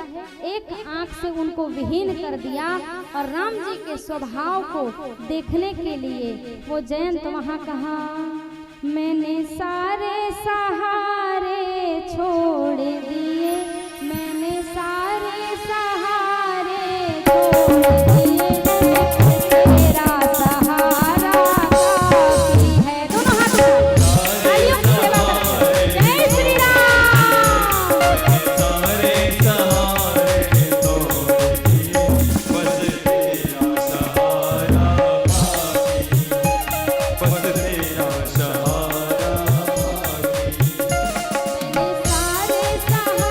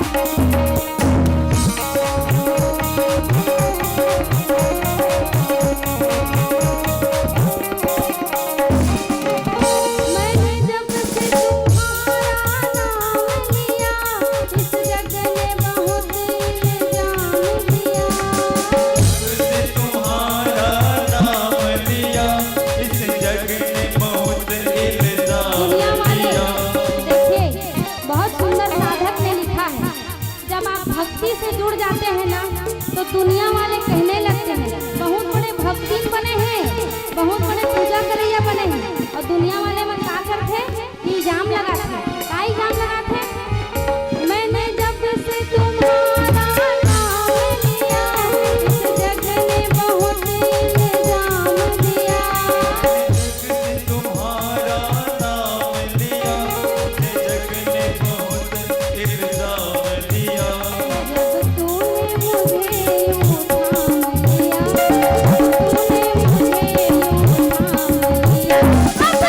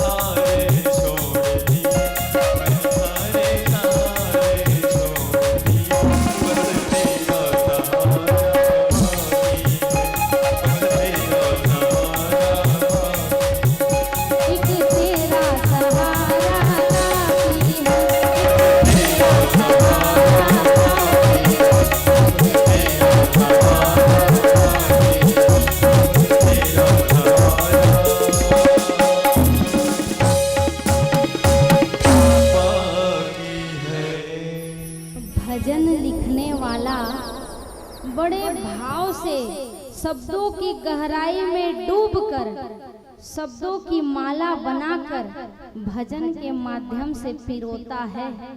और कितना सुंदर लिखा है, मैंने सारे सहारे छोड़ दिए, एक तेरा सहारा काफी है। वास्तव में सत्य है कि नहीं? जब दुनिया ठुकरा देता है, संसार में कोई अपनाने वाला नहीं रहता है, तो कौन अपनाता है? भगवान अपनाते हैं। इसलिए जीवन में सदैव भगवान को ही अपना आधार मान के चलिए। अब आगे की कथा में प्रवेश करते हैं। राम जी सोचे कि अब चित्रकूट में रहना जो है उचित नहीं है, अब हमें अपना स्थान बदलना पड़ेगा। अब छोड़कर पहुंचे, अत्रि जी मिले, सरभंग जी मिले, सुतीक्षण जी मिले। सुतीक्षण जी के साथ गए, अगस्त ऋषि जी से मिले, और अगस्त ऋषि जी के कहने पर भगवान पंचवटी में आकर, नासिक में आकर रहने लगे। सरभंग जी से आगे बढ़ते समय मार्ग पर अस्थियों का समूह दिखाई पड़ा। राम जी ने पूछा, ये कैसी अस्थि है? मुनियों ने कहा, प्रभु आपके सारे भक्तों का अस्थियां है ये जो है। दक्षिण दिशा से निशाचर आए हैं और सबको खाकर उनको यहाँ चकनाचूर करके छोड़कर यहाँ पर चले गए हैं, सबका वध किए हैं और प्रण किया। वहीं पर भगवान ने प्रण किया। भगवान ने ये प्रण किया निश्चरहीन महु करहु मही भुज उठाई प्रण कीन सकल मुनिन के आश्रम ही जाई जाई सुख दी। भगवान ने वहां पर प्रण लिया। प्रण इसलिए लिया क्योंकि भगवान के जन कौन है? ऋषि मुनि जो है भगवान के जन है, संसार की रक्षा करने वाले। बहुत गूंजा थे भाई, हमिंग आ था, थोड़ा कम कर, हल्का आवाज स्पष्ट आना चाहिए। सीताराम सीताराम बस। भगवान ने प्रण किया है कि ये जो सृष्टि है, ये जो धरती है, उसको मैं राक्षसों से क्या कर दूंगा? विहीन कर दूंगा। भगवान ने वहीं पर प्रण लिया है। अब पंचवटी गए हैं और लक्ष्मण जी ने 5 प्रश्न पूछे हैं। ज्ञान क्या है? भक्ति क्या है? माया क्या है? ईश्वर जीव में भेद क्या है? प्रभु वैराग्य क्या है? राम जी अभी उत्तर दिए ही थे, तब तक किसका आगमन हो गया? शूर्पणखा का। शूर्पणखा को सब लोग जानते हैं कि नहीं जानते? कौन नहीं जानता है? हाथ उठाइए। सबरी मैया नहीं जानती है। मैया शूर्पणखा को नहीं जानता? शूर्पणखा है रावण के बहिनी, अब विद्युत जिह्वा के पत्नी, रावण के बहिनी। वही रावण के बहिनी शूर्पणखा के नाम लेके सीता जी के हरण होई से और रावण के वध होए में ओकरे हाथ रही से। अच्छा, मैया के लिए जोरदार ताली बजाएंगे। जीवन में ना संकोच में व्यक्ति शांत रहता है, लेकिन उनके मन में पता है उनको कि वो नहीं जानती है।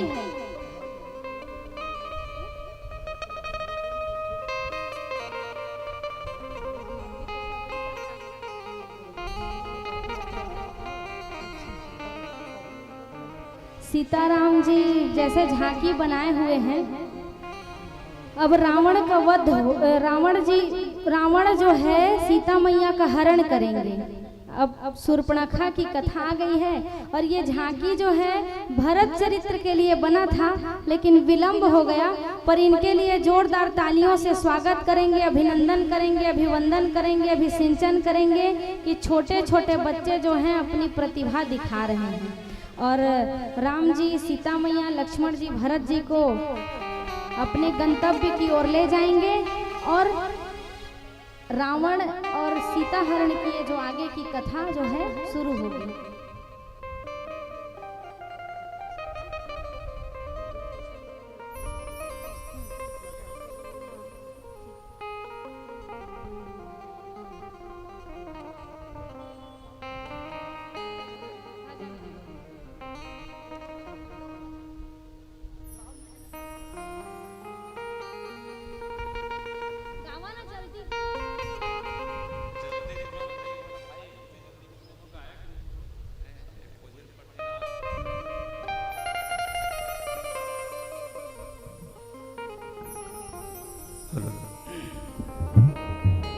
चलिए गाना के माध्यम से थोड़ा सा पीछे चलते हैं बस, क्योंकि आप लोगों ने ये कार्य कर लिया तो जरूर पूरा करेंगे।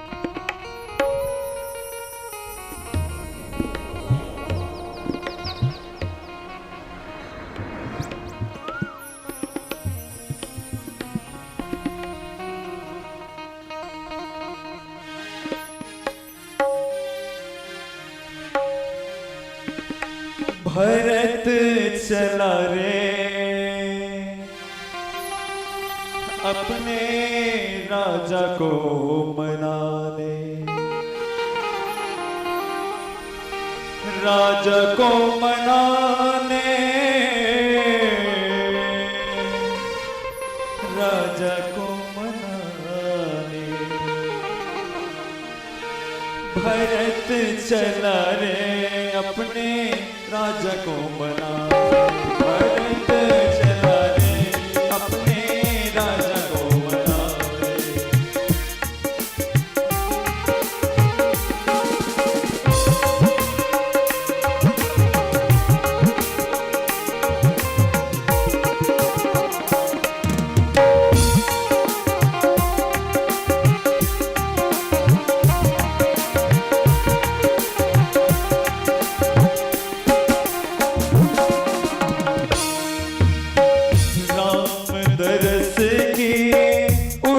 अभिलाषा बोले नयन प्रेम की भाषा राम दरस की पुर अभिलाषा बोले नयन प्रेम की भाषा बोले नयन प्रेम की भाषा राम स्वाति भरत पपिहरा राम स्वाति जल भरत पपिहरा स्वाति बुंद बिन प्रीत न होए स्वाति बुंद बिन प्रीत न होए वियोगी चला रे वियोगी चला रे जी के जरन मिटाने वियोगी चला रे जी के जरन मिटाने भजन चला रे प्रभु दर्शन पारे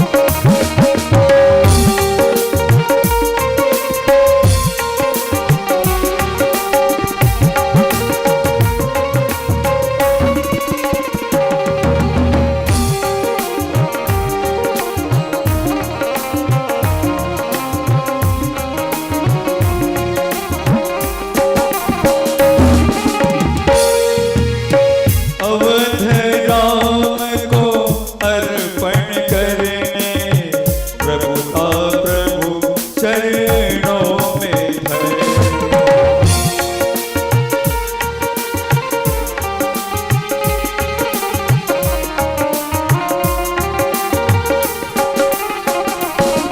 राज तिलक के साज सजा के माताएं चली है संग प्रजा के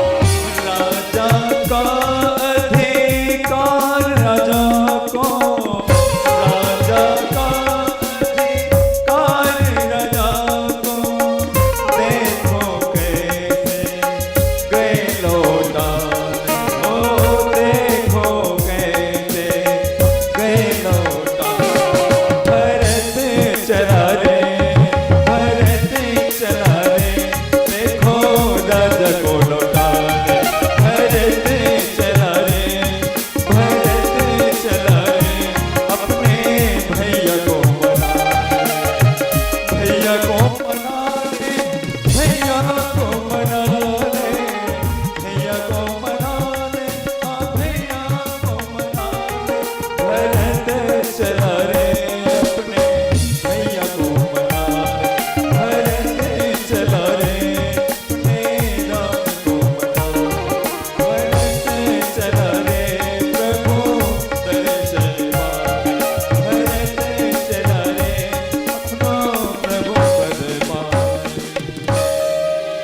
बोल श्यावर रामचंद्र की जय जय हो। आदिशक्ति माँ दुर्गा मैया की जय हिरनी माई से आए हुए हमारे अतिथि आदरणीय श्री बंसीलाल साहू जी से अनुरोध करता हूँ कि वे व्यासपीठ पर आकर हमारे व्यास जी से आशीर्वाद प्रदान करें।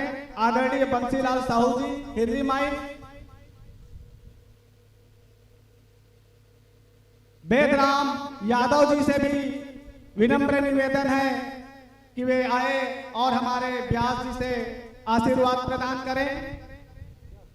साथ ही साथ जीवराखन लाल केवट जी से भी विनम्र निवेदन है कि वे आए और हमारे पूजनीय व्यास जी से आशीर्वाद ग्रहण करें।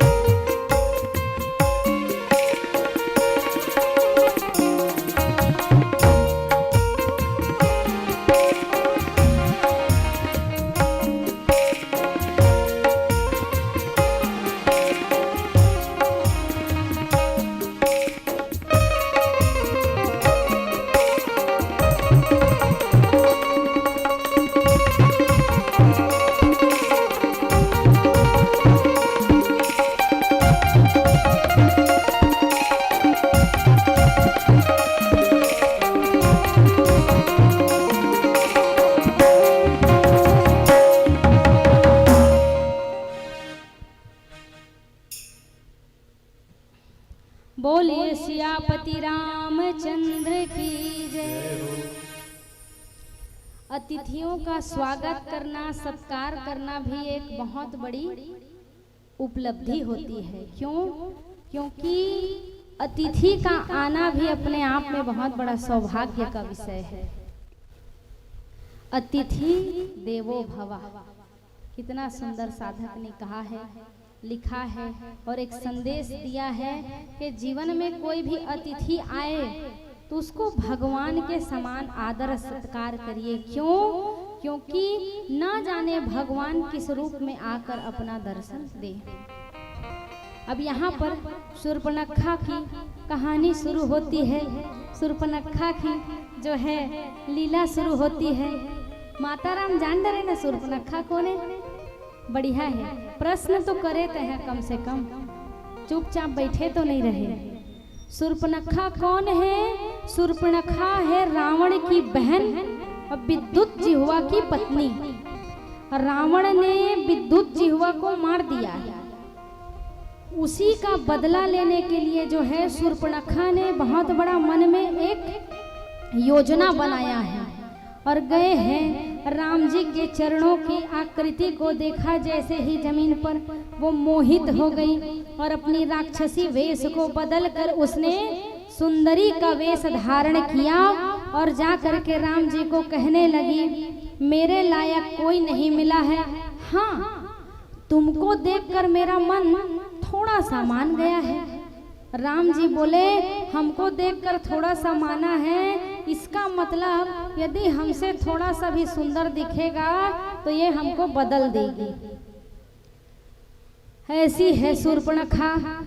अब शूर्पणखा को राम जी ने कहा, मुझको क्या देखती हो? मैं तो केवल सांवला सा हूँ और मेरे से सुंदर, मेरे से बढ़िया दिखने वाला, मेरे से अच्छा दिखने वाला मेरा छोटा अनुज भाई है। कहा, अहै कुंवर मोर लघु भ्राता। कहा, मेरे से सुंदर, मेरे से अच्छा मेरा छोटा भाई है, उसके पास जाकर तुम ये बात कहो। विवाह की ये जो तुम्हारी प्रस्तावना है उसको तुम मेरे पास ना कहकर किसके पास कहो? लक्ष्मण के पास कहो। अब लक्ष्मण जी कहते हैं, ताते अब लगी रहो कुंवारी। वो कहती है, मैं अब तक कुंवारी हूँ। झूठ बोल रही है कि नहीं बोल रही है? एक नंबर की झूठी है। कौन? ये शूर्पणखा। इसका विवाह तो हो गया है, सौभाग्यवती भी नहीं है, ये विधवा है। क्यों? क्योंकि इसका विद्युत जिह्वा पति को रावण ने मार दिया है। उसी के बदला लेने के लिए ये ऐसा योजना बनाई है। अब जैसे ही राम जी ने कहा मेरे भाई के पास जाओ, तब लक्ष्मण जी ने कहा, अरे मेरे पास विवाह करके तुमको क्या मिलेगा? मैं तो सेवक हूँ, मैं दास हूँ, मेरे पास रहोगी तो केवल दासी बन के रहोगी, राम जी के पास रहोगी तो रानी बन के रहोगी। अब देखिए, अब यहाँ पर कई लोग अपना तर्क देते हैं कि शूर्पणखा ने प्रेम का प्रस्ताव रखा है, प्रेम करना गलत है क्या? आप सबसे प्रश्न करती हूँ, प्रेम करना गलत है क्या? प्रेम करना गलत नहीं है, लेकिन 36 लोग से प्रेम करना सर्व प्रकार से गलत है। और शूर्पणखा का पहले से विवाह हो गया है, वो विधवा है और कहती है कि मैं क्या हूँ, कुंवारी हूँ। तब राम जी ने कहा, विनोद में राम जी ने कहा कि तुम कुंवारी हो ना, तुम्हारे जैसे कुंवारा मेरा भाई भी है। अब जब ये झूठ बोल रही है तो राम जी विनोद करने से क्यों पीछे रहेंगे, कहेंगे ना।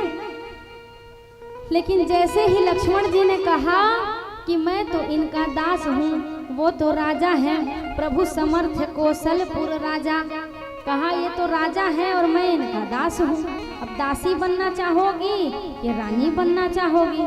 तब उन्होंने कहा दासी कौन बने, मैं तो रानी बनना चाहूंगी। फिर वो गई, जैसे घड़ी का पेंडुलम होता है ना, टन टन टन ऐसे ऐसे इधर से इधर। वो शूर्पणखा भी क्या करी, जैसे ही राम जी के पास गई, फिर लक्ष्मण जी के पास गई, लक्ष्मण जी के पास फिर राम जी के पास आई और लक्ष्मण जी राम जी को फिर से वही प्रस्ताव रखा, तुम सम पुरुष न मोह सम नारी, यह विचार विधि लिखा हमारी। कहा न तुम्हारे जैसा कोई पुरुष है, न मेरे जैसी कोई स्त्री है, विधाता ने बड़े सोच समझ के ये निर्णय को किया है।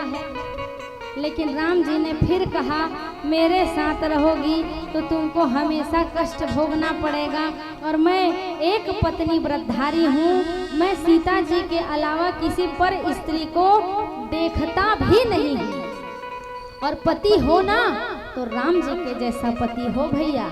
क्यों पता है, जीवन में उन्होंने हमेशा एक पत्नी व्रत धारण किया है, और सीता जी के अलावा उन्होंने जीवन में कभी किसी को नहीं देखा है। और सीता मैया जैसी भी यदि स्त्री हो तो सीता मैया जैसी स्त्री हो, जिन्होंने रावण के अनेक प्रकार से प्रयास करने के बाद भी सीता मैया ने एक निमिष मात्र अपने नजर से रावण को देखा भी नहीं, जबकि रावण सब तरह से राम जी के बराबरी में था, जात का ब्राह्मण था, बलवान था, शस्त्र भी जानता था और शास्त्र भी जानता था, सब कुछ जानता था, और स्वरूप से भी बहुत सुंदर था, और सोने की लंका थी। लेकिन क्या उसका खराब था चरित्र। और एक बात कहें भैया, सबसे बड़ी विनम्रता से कहती हूँ, यदि आप स्त्री सीता चाहते हैं ना तो पहले आपको राम बनना पड़ेगा। यदि आप स्त्री लक्ष्मी चाहते हैं ना तो आपको नारायण बनना पड़ेगा। यदि आप मैया को लाख चुनरी चढ़ा दें, लाख हलवा पूड़ी चढ़ा दें, लेकिन घर में बैठे पुरुष को यदि महादेव नहीं समझते हैं, अपना स्वामी नहीं मानते हैं, तो उन आपके द्वारा चढ़ाया हुआ चुनरी वो स्वीकार नहीं करेगी। और यदि आप लोग कितना भी जल चढ़ा दीजिए, भोलेनाथ पर कई लीटर जल चढ़ा दीजिए, लेकिन यदि अपनी स्त्री का सम्मान यदि आप नहीं करते हैं तो आपके जल चढ़ाना भी निरर्थक है। इसलिए यदि पुरुष को सीता चाहिए तो राम बनना पड़ेगा, और राम को यदि सीता चाहिए तो आप लोगों को भी राम जैसे, सीता मैया जैसे अनुहार, सीता मैया जैसे गुण आपको भी अपने जीवन में लाना पड़ेगा। तब जाकर के आपको राम जैसा पुरुष मिलेगा, विष्णु जैसा पुरुष मिलेगा। और जैसे ही लक्ष्मण जी के पास पुनः गई है तो लक्ष्मण जी दोबारा बर्दाश्त करने वाले नहीं हैं। लक्ष्मण जी ने क्या किया, लक्ष्मण यदि लाघो सो नाग कान बिनु कीन, ताके कल रावण कहा गौ चुनौती दे। जैसे ही लक्ष्मण जी के पास पहुंची है और राम जी ने उनको इशारा किया है। इशारा करने मात्र से लक्ष्मण जी ने उनके नाक और कान दोनों काट कर धर दिया। हो गया शूर्पणखा का नमो नारायण। और जैसे ही उसके नाक और कान को काटा है और काट करके लक्ष्मण जी ने उनको चुनौती दिया है, कहा है जा करके कह देना अपने रावण को, उसको मैं चुनौती देता हूँ, यदि इस जंगल को, इस क्षेत्र को और किसी भी ऋषि मुनि को उसने कहीं से भी कोई समस्या या तकलीफ या कहीं से कोई प्रताड़ना करना शुरू किया तो उसका अंत होना निश्चित है। और जा करके तुम अपने कटे हुए नाक और कान को जा करके रावण को मेरी ओर से चुनौती दे देना। अब शूर्पणखा जो है अपने कटे हुए नाक और कान को लेकर किसके पास गई? खरदूषण के पास। क्यों? क्योंकि खरदूषण और राम जो है बराबर बलशाली हैं। खरदूषण और राम की जो है ना बराबरी और बल बिल्कुल समान है। शूर्पणखा ने यहीं पर विचार कर लिया कि यदि ये जो है, ये जो खरदूषण है, यदि ये खरदूषण राम जी से युद्ध में जीत जाता है, समझिए ये विजयी हो जाएगा। लेकिन यदि खरदूषण की मृत्यु हो गई तो मान लीजिए रावण की भी अंतिम बेला आ गई है। अब सबसे पहले शूर्पणखा किसके पास गई है? खरदूषण के पास गई है और खरदूषण के पास जाकर के बताया है कि देखिए आपकी बहन का एक आया है, राम और लक्ष्मण नाम का कोई राजा आया है जिसको वनवास हुई, उसके साथ सुंदर उसकी एक भार्या है, उसने मेरे नाक और कान को काट दिया है। खरदूषण मुहसम बलवंता, खरदूषण जो है बराबर बलवान है और उनको माया ने ऐसा प्रेरित किया, राम जी के माया ने उनको ऐसा प्रेरणा दिया कि खर और दूषण को क्या वरदान मांगा था खर और दूषण ने कि हम को ऐसा वरदान प्रदान करिए कि हम एक दूसरे को मारे तभी मरे। क्यों? क्योंकि भाई है, भाई या भाई एक दूसरे को थोड़ी मारेगा। राक्षस लोग का पहला प्लानिंग यही रहता है कि हम मरे नहीं। अब उसके लिए बहुत सारे हथकंडे अपनाते हैं। अब जैसे ही उसने वर मांगा, राम जी ने अपनी माया को प्रेरित किया और खर में और दूषण में दोनों में राम दिखने लगे, तो आपस में ही दोनों लड़कर मर गए, दोनों का प्राणांत हो गया। अब जब दोनों का प्राणांत हुआ है तदुपरांत शूर्पणखा को ये आभास हो गया कि अब विद्युत जिह्वा के हत्या करने वाले रावण का भी अंत का बेला आ गया है। लेकिन जैसे मंथरा ने लीला की थी, मंथरा ने रचना की थी वनवास की, ठीक उसी प्रकार ये जो है शूर्पणखा भी रचना की और शूर्पणखा ले जाकर के रावण को कहा, करसी पावनी सोवत दिन राती, मुदि नहीं सिर पर आई राती। कहा रात दिन तुम मदिरा पी करके सोते रहते हो, सिर पर काल आकर बैठा है, तुम्हें पता भी नहीं है। तब रावण कहता है ज्यादा प्रवचन मत दो, ज्यादा भाषण मत दो, पहले ये बताओ कि ये नाक कान कहाँ से तुम कटा कर आई हो। अब उसने बताना शुरू किया कि रावण ये जो तुम्हारी क्षेत्र है और ये जो है जंगल में रावण, राम, लक्ष्मण और एक उसके साथ सुंदर सीता उसकी एक भार्या है जो केवल और केवल लंका में शोभा देगी, और उन्होंने ही मेरा ये हाल किया है।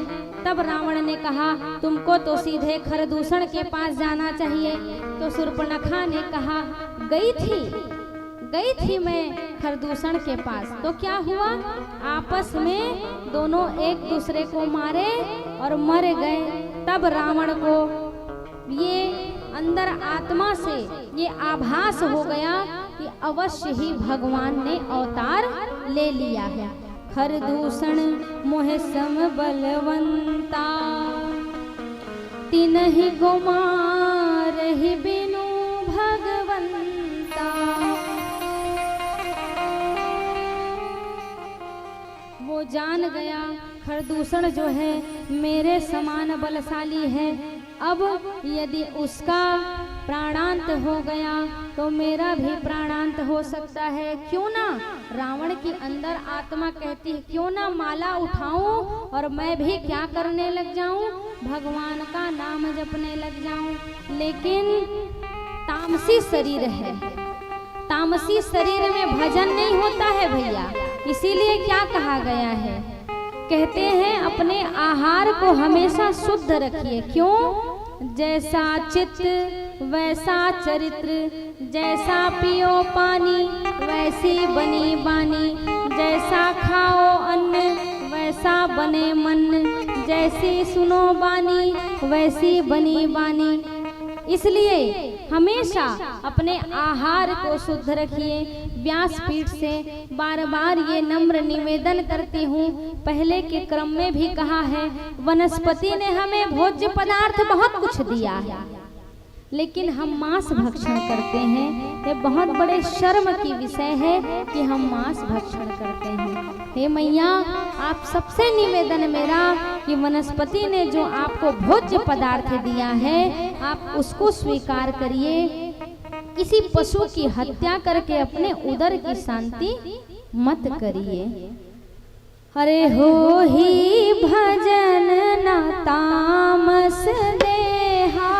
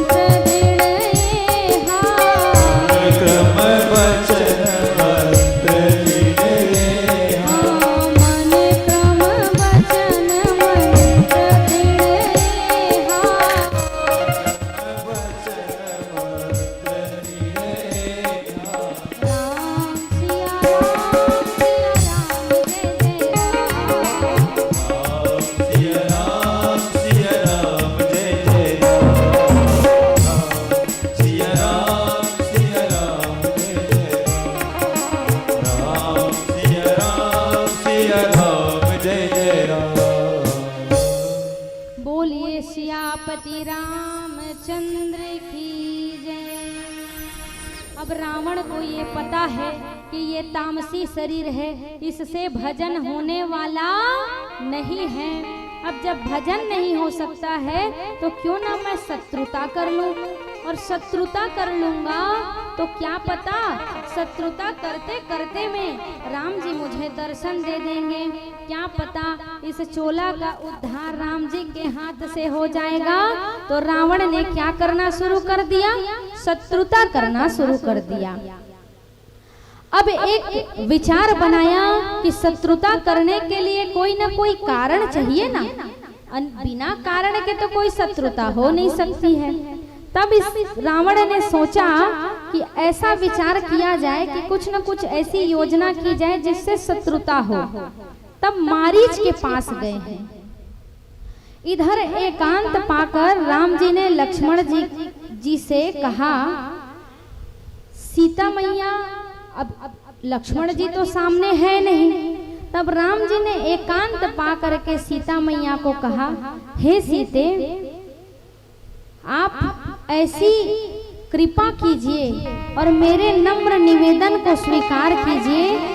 आप इस धरती में समाहित हो जाइए और अपना एक प्रतिबिंब मुझे दे दीजिए। आपके प्रतिबिंब को यहाँ मैं रखूंगा और आप जो है धरती में समाहित हो जाइए, क्योंकि इसके पीछे एक विशेष लीला करनी है। वो लीला कौन सी है? लीला ये है कि आपको तो कोई स्पर्श मात्र से वो व्यक्ति क्या हो जाएगा, जल के भस्म हो जाएगा। क्यों? क्योंकि सती नारी है। जैसा कि जलंधर की कथा हमने सुनी थी, तुलसी मैया सती नारी थी, तो उनके सतीत्व के, उनके तप के कारण उनको जलंधर जैसे आतताई को कोई हरा नहीं सकता था। और उनके सतीत्व के बल से ही जलंधर प्रत्येक युद्ध में विजयी प्राप्त करता था। तो सीता मैया तो परम सती थी। उनको कहा कि हे सीते, तुम धरती में समाहित हो जाओ और अपना फोटो, अपना प्रतिबिंब, अपना छाया मुझे जो है प्रदान कर दे। किसी के मन में ये भ्रांति नहीं होनी चाहिए कि सीता मैया जो है, रावण ने सीता मैया का असली स्वरूप लेकर गया है। रावण के में वो सामर्थ्य ही नहीं है कि सीता मैया को स्पर्श भी कर सके। सीता मैया का केवल और केवल प्रतिबिंब को लेकर के रावण गया है, क्योंकि इसके पीछे बहुत बड़ी लीला है, बहुत बड़ा रहस्य है। लक्ष्मण हूँ यह मरम न जाना। लक्ष्मण भी ये मरम को नहीं जानते हैं। क्यों? क्योंकि जब लक्ष्मण जी गए हैं ना, तब राम जी सीता मैया से ये निवेदन किए हैं। अब ये स्थिति आती है, अब ये स्थिति आती है कि रावण जो है मैया सीता का हरण करने के लिए अपना भेष बदलकर आता है। लगन तुमसे लगा बैठे, लगन तुमसे लगा बैठे, जो होगा देखा जाएगा। तुमसे लगा बैठे, तुमसे लगा बैठे, जो होगा देखा जाएगा। लगन तुमसे लगा बैठे,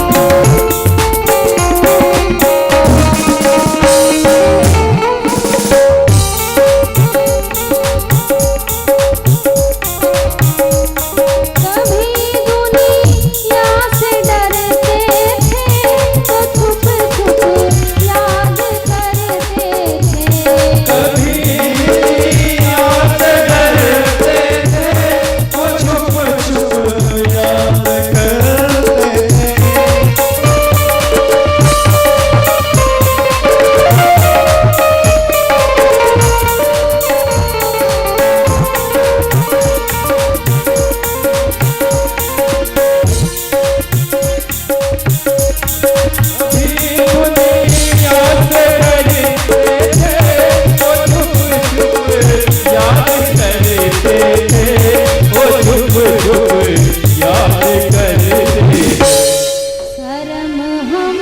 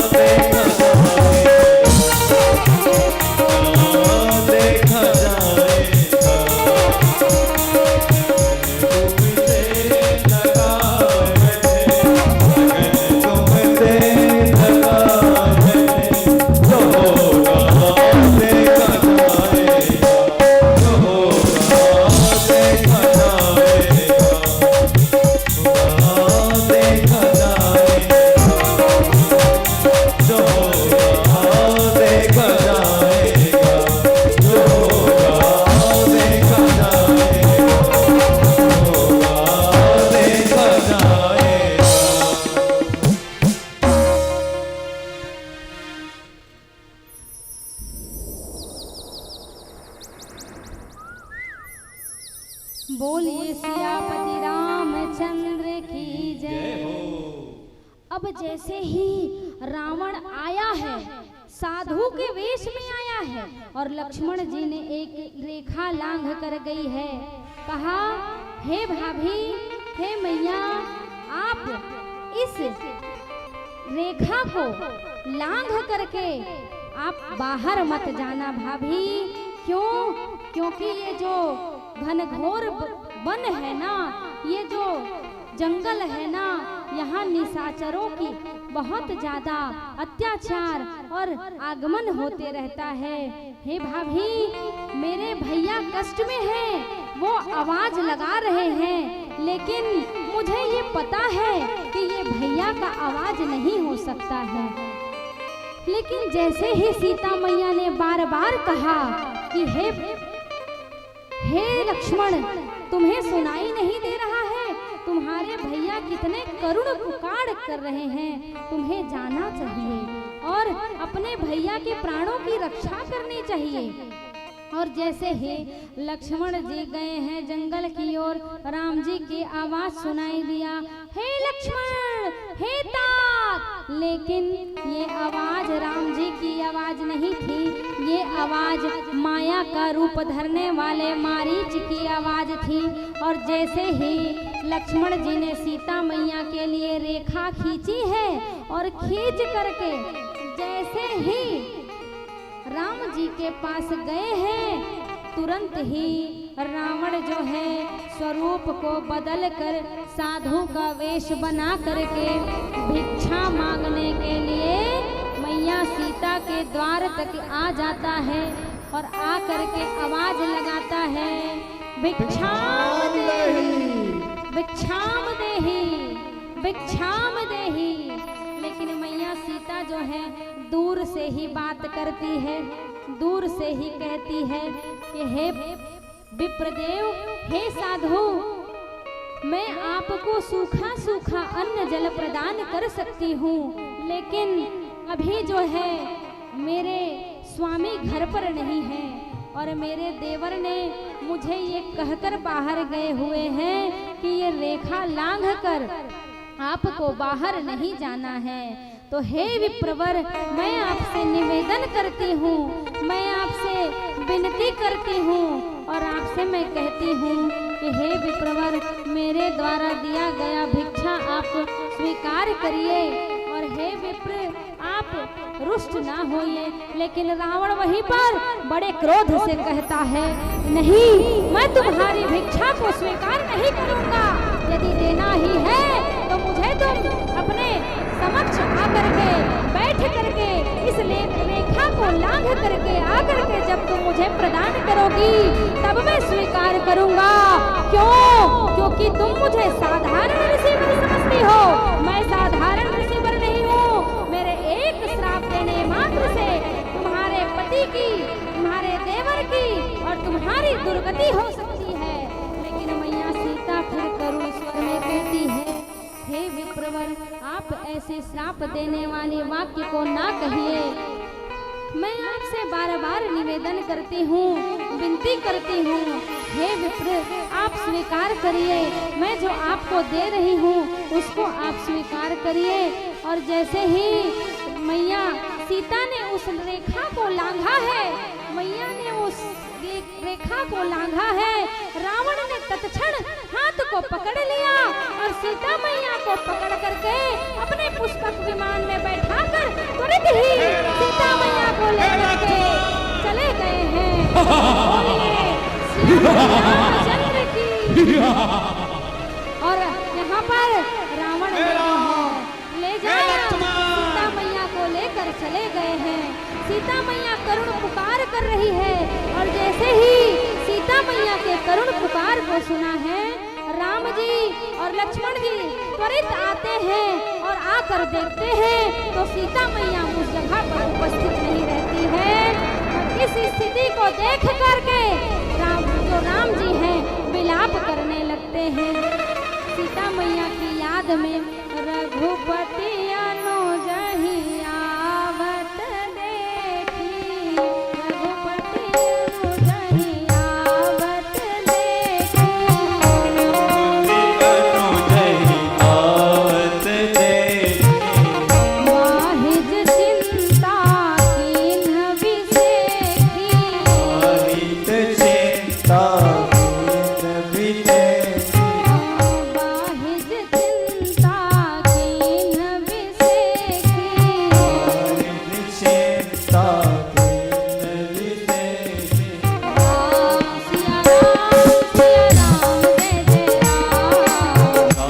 सिया राम जय जय राम, सिया राम सिया राम सिया राम, सिया राम जय जय राम। सिया राम जय जय राम। जैसे ही सीता मैया का हरण हुआ है, क्योंकि सीता मैया ने ही कहा था कि वो सोने का जो मृग दिख रहा है ना स्वामी, वो मृग को आप हमारे लिए लेकर आइए। उस मृग को ले जाएंगे अयोध्या और एक स्मृति, एक याद के रूप में उसको अपने समक्ष रखेंगे। लेकिन यहीं पर बड़ी विशेष बात है मैया, सबकी ध्यान इधर होनी चाहिए। यहीं पर बड़ी विशेष बात यह है कि यदि वो मैया साक्षात सीता जी होती ना, तो उनको माया का बनाया हुआ मारीच नहीं दिखता, उनको स्पष्ट वो मारीच दिखता कि ये जो है माया का भेष बनाया है। और ये फोटो है, प्रतिबिंब है, मैया सीता का ये छाया है, ये सीता मैया का असल स्वरूप नहीं है, इसलिए उनको भ्रम हुआ है। और जब दक्षिण दिशा की ओर रावण जो है लेकर चला गया, अच्छा, रावण जो है दक्षिण दिशा की ओर सीता मैया को लेकर जा रहा था, उसी वक्त हमारे भारत का जटायु, गिद्धराज जटायु, उनका भेंट हुआ। किससे हुआ? मैया सीता जी का जब करुण पुकार वो सुन रहे थे ना, तब उनके मन में आया कि सीता बेटी, मैं तुम्हारे रक्षा के लिए आ रहा हूँ। सोचिए, ये हमारा भारतवर्ष, ये हमारा राष्ट्र कितना धर्म के प्रति निष्ठ होता है।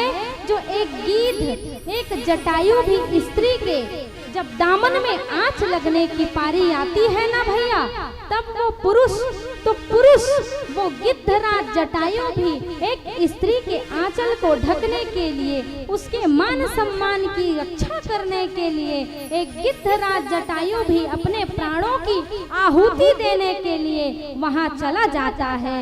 लेकिन यहीं पर आपको बड़ी विशेष बात कहूं भैया, धर्म के प्रति हमेशा निष्ठ रहिए, कायदा देखकर फायदा मत बदलिए। अपने धर्म के प्रति जटायु जी निष्ठ थे, आपको भी अपने धर्म की रक्षा करनी है, अपने धर्म से जुड़े रहिए। यदि कोई विधर्मी आकर आपको चंद रुपयों का लालच देकर आपको धर्मांतरण कराए, आपको अपने धर्म से हटाकर दूसरे धर्म में ले जाए, तो तत्क्षण जिस तरह गिद्धराज जटायु ने विरोध किया है, सामना किया है, युद्ध किया है, ठीक उसी प्रकार यदि आपके धर्म के प्रति कोई विधर्मी आकर आपको भड़काए, आपको अपने धर्म में जोड़े, तो आप तत्क्षण गिद्धराज जटायु की तरह अपने जीवन का परिचय दीजिए और अपने धर्म के प्रति निष्ठ रहिए भैया। फायदा देखकर कायदा मत बदलिए। बोलिए सियापति रामचंद्र की जय।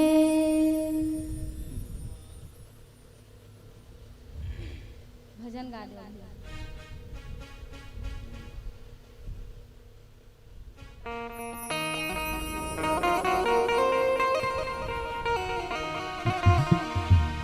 माँ सीता की चोरी हो जाने के बाद भगवान राम विलाप करते हैं।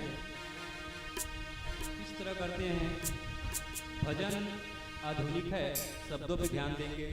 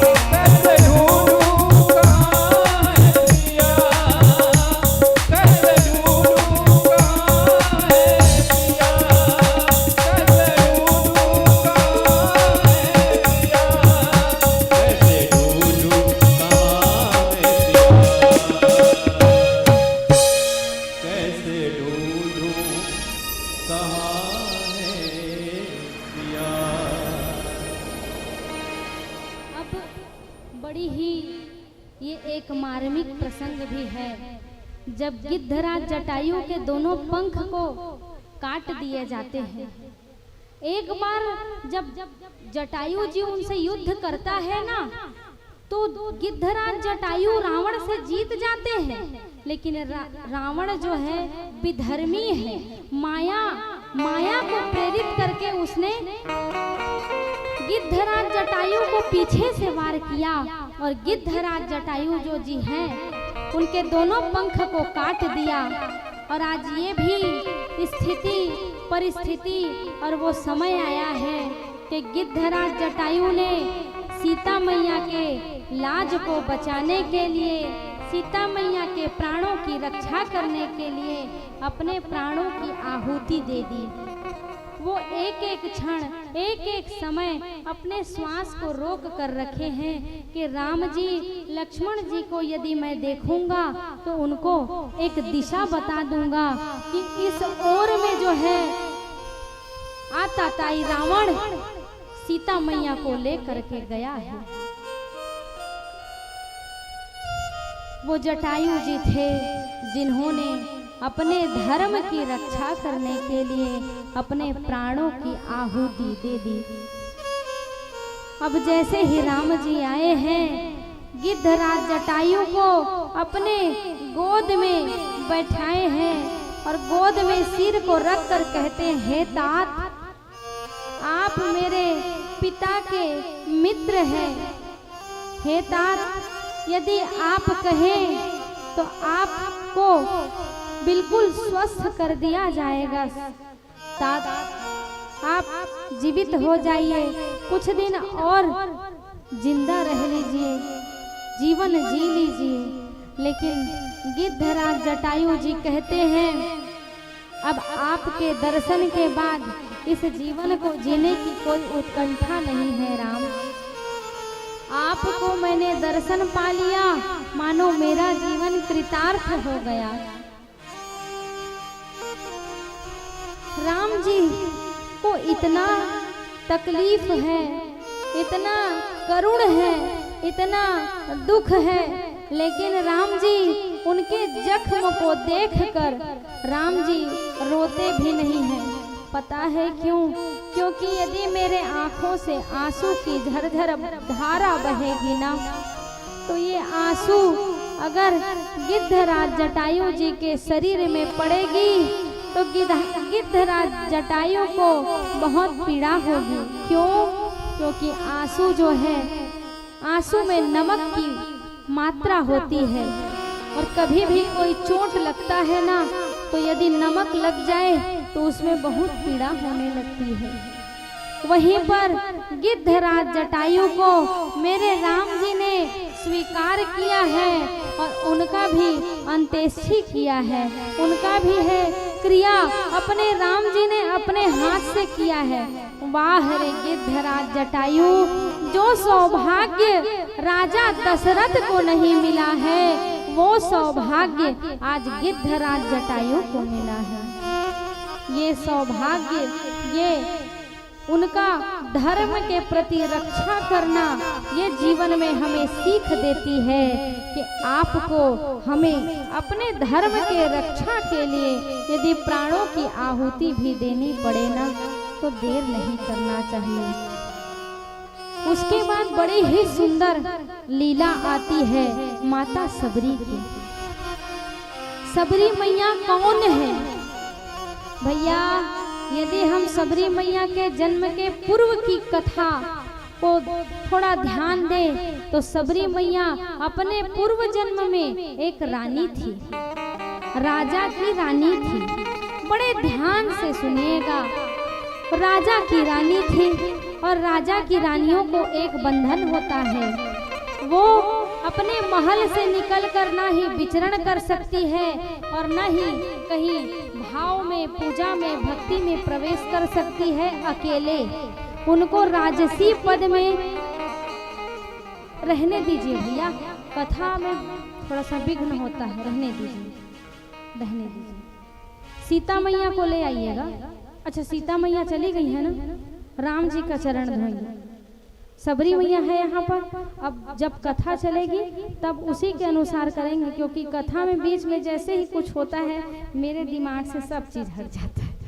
क्षमा चाहूँगी, लेकिन जब भाव में डूबे रहती हूँ थोड़ा सा भी कुछ होता है तो मेरा दिमाग हट जाता है।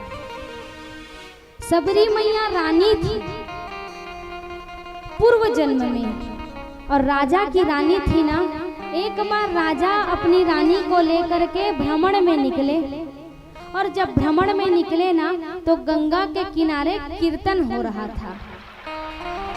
कीर्तन को देखकर सबरी मैया का पूर्व जन्म जिसमें वो रानी थी, तो उनके मन में आता है कि क्यों ना मैं भी इस कीर्तन में जा करके प्रवेश करूं और इस कीर्तन का आनंद लूं। लेकिन राजा उसको रोक देते हैं, कहते हैं नहीं, रानियों को ये शोभा नहीं देता है। क्यों? क्योंकि आपके जीवन में एक सुख, एक समृद्धि और एक ऐश्वर्य है। आपको उस ऐश्वर्य, उस समृद्धि और उस कायदे में जीवन जीना पड़ेगा।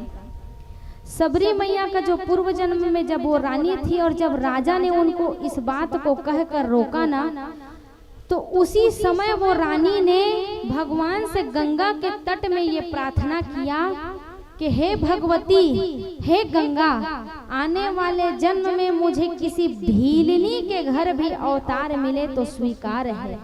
किसी नीच कुल में भी, किसी छोटे वर्ग में भी मुझे जन्म मिले, मुझे स्वीकार है। लेकिन मुझे ऐसा राज्य नहीं चाहिए जहां भगवान के भजन में, भगवान के पूजन में, भगवान के प्रति आस्था रखने में भी लोकाचार, लोका व्यवहार और इस दुनिया के लिए सोचना पड़े। मानो गंगा मैया ने उसी वक्त उस रानी के करुण पुकार को सुन लिया, और उसी वक्त गंगा मैया ने उस रानी को आशीर्वाद दिया कि जाओ, त्रेता काल में तुम्हारा जन्म सबरी के रूप में होगा, भीलनी के घर तुम्हारा जन्म होगा, और तुम जो है संसार में भक्ति को प्रवाहित करने वाली एक सबरी मैया के नाम से जानी जाओगी।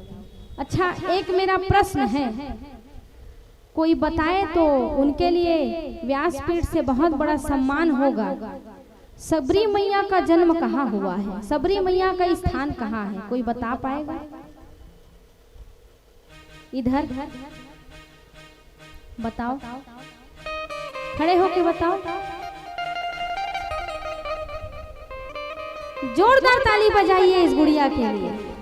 और हम भी ताली बजाते हैं बेटा, तुम्हारे जीवन में सनातन धर्म की संस्कृति को आगे बढ़ाने के लिए तुम भी एक डंडा बनकर यहाँ बैठी हो, झंडा लहराने के लिए।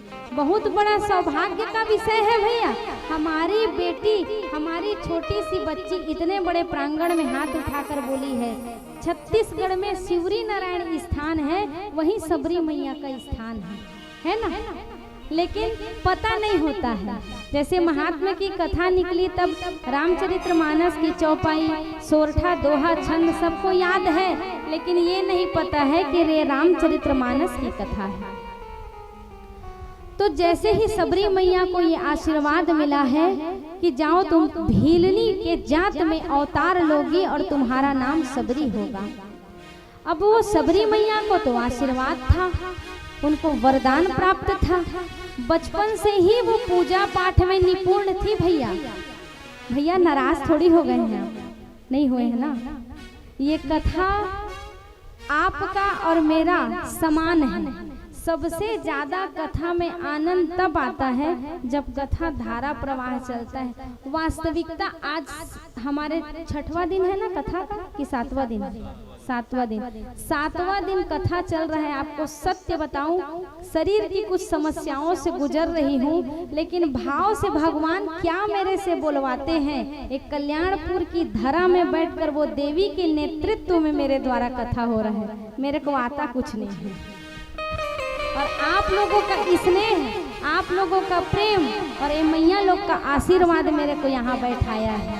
और जीवन भर आभारी रहूंगी मैं आप सबकी कि आपने मुझे ये स्थान प्रदान किया है। थोड़ा सा ये जब होता है ना तो थोड़ा सा दिमाग डाइवर्ट हो जाता है, इसके लिए क्षमा चाहूंगी, नाराज मत होइएगा। तो सबरी मैया पूजा पाठ में भजन में बहुत निपुण थी बचपन से ही।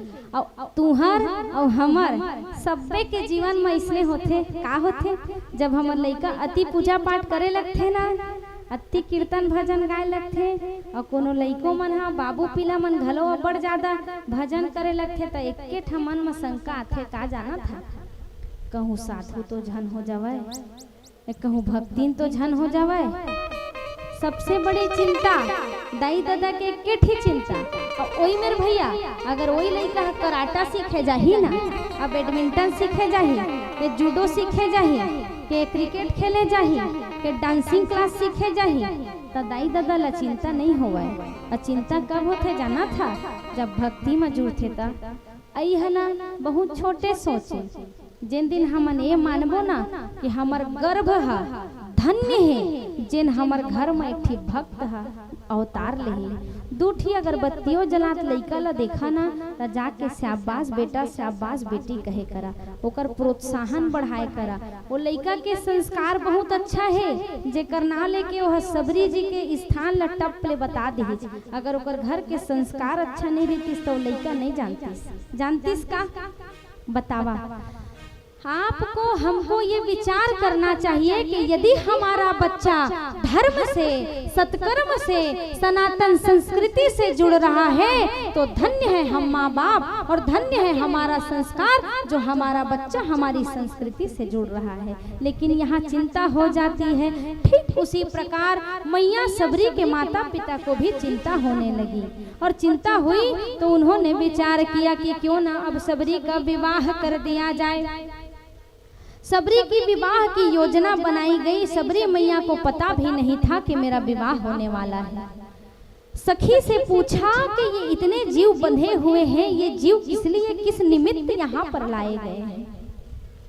जैसे ही सखी ने सबरी मैया को बताया बाबूजी कि ये जीव जो है तुम्हारे विवाह में भोजन बनाने के निमित्त यहाँ लाया गया है, सबरी मैया ने उसी क्षण संकल्प ले लिया, ना ही मुझे विवाह करना है और ना ही इतने जीवों की हत्या करवानी है। वो विवाह कहाँ से सफल होगा जहाँ पर मांगलिक कार्य में एक जीव की हत्या हो रही है। सबरी मैया ने विचार किया, यदि मुझे घर बार भी त्यागना पड़े तो त्याग दूंगी, लेकिन ये सभी जीवों को मुक्त कर दूंगी। रात्रि कालीन की बेला थी बाबा, रात्रि कालीन के बेला में सबरी मैया गई है और जाकर के सारे जीव को मुक्त कर दिया है। जैसे ही सारे जीव को मुक्त किया है, जान गई एक बार तो विवाह से मैं अपने मुख को मोड़ ली हूँ, पुनः ये प्रयास फिर मेरे घर में होगा।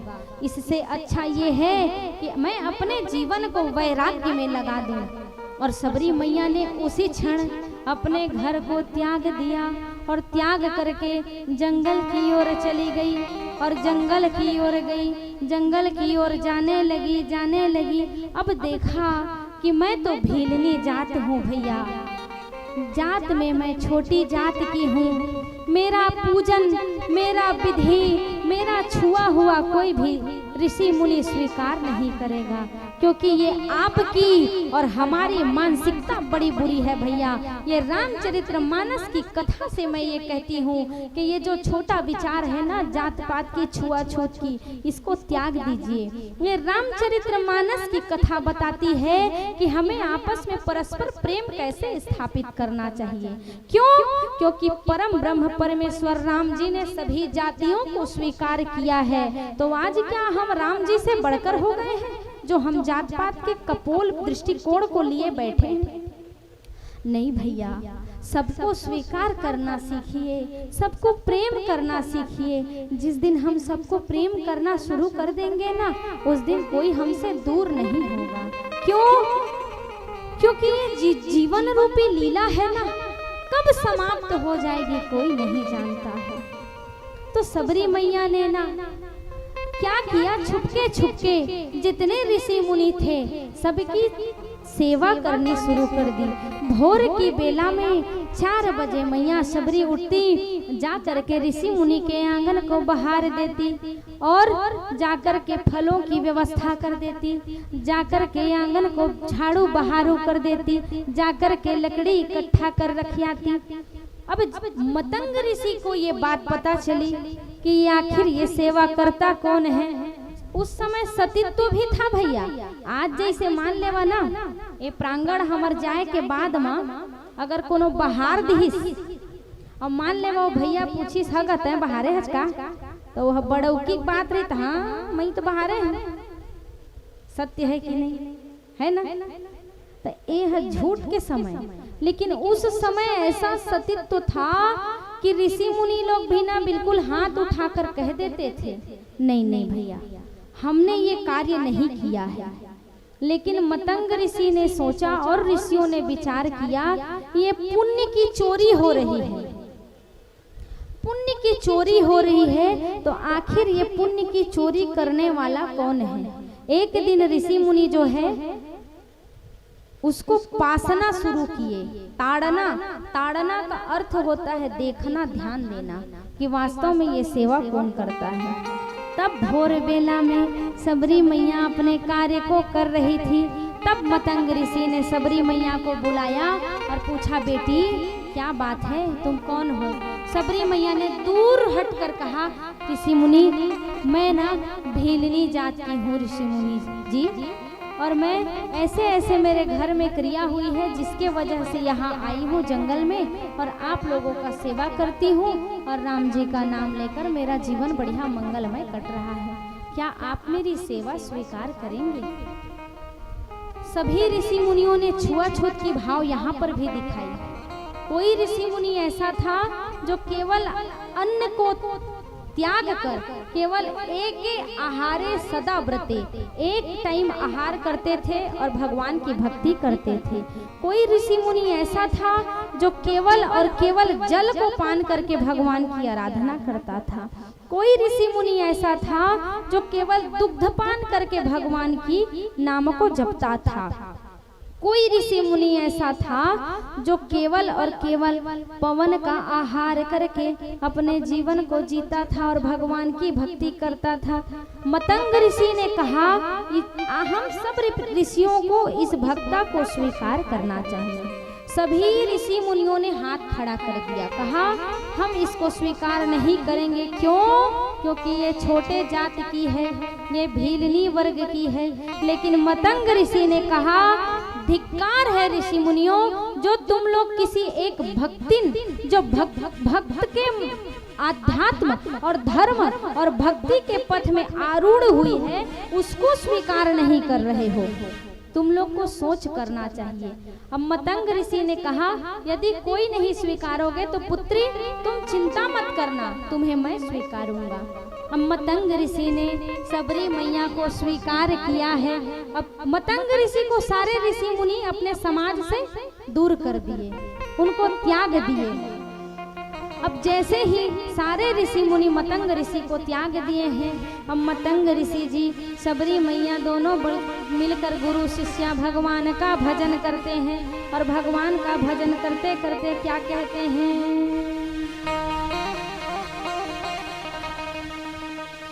अपने राम जी को कहाँ मैं बिठाऊं, कहाँ मैं बिठाऊं।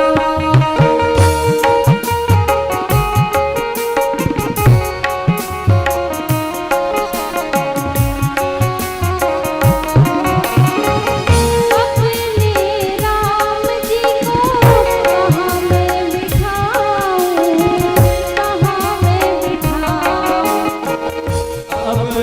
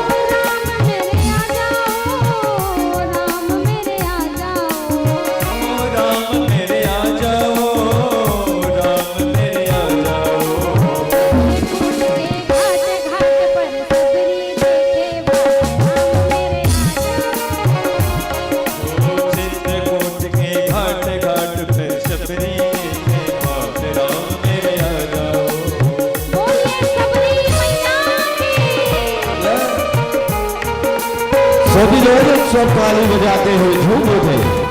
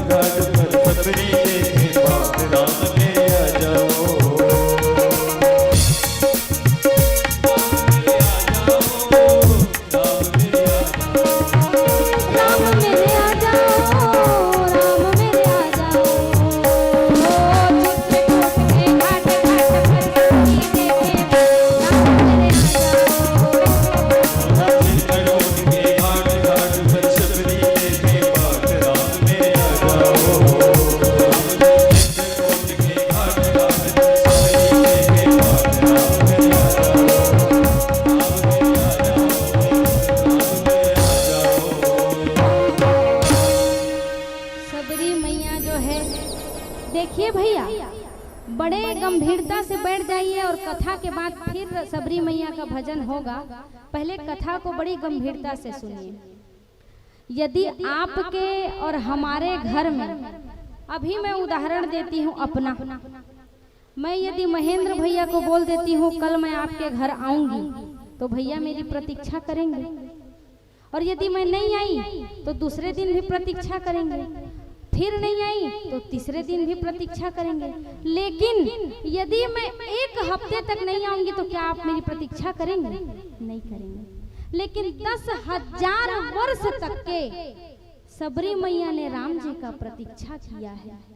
रोज फल लाती थी, रोज पुष्प लाती थी, चुन चुन कर सारी व्यवस्थाएं करती थी, और व्यवस्थाएं करके यदि सांझ की बेला होती थी ना, और जब सबरी मैया राम जी के आगमन की स्थिति नहीं दिखती थी, राम जी नहीं आते थे ना, तो सबरी मैया कहती थी हो सकता है मेरे जैसे कोई और प्रतीक्षा कर रही होगी, उसके पास गए होंगे। प्रतीक्षा तो वो रोज करती थी।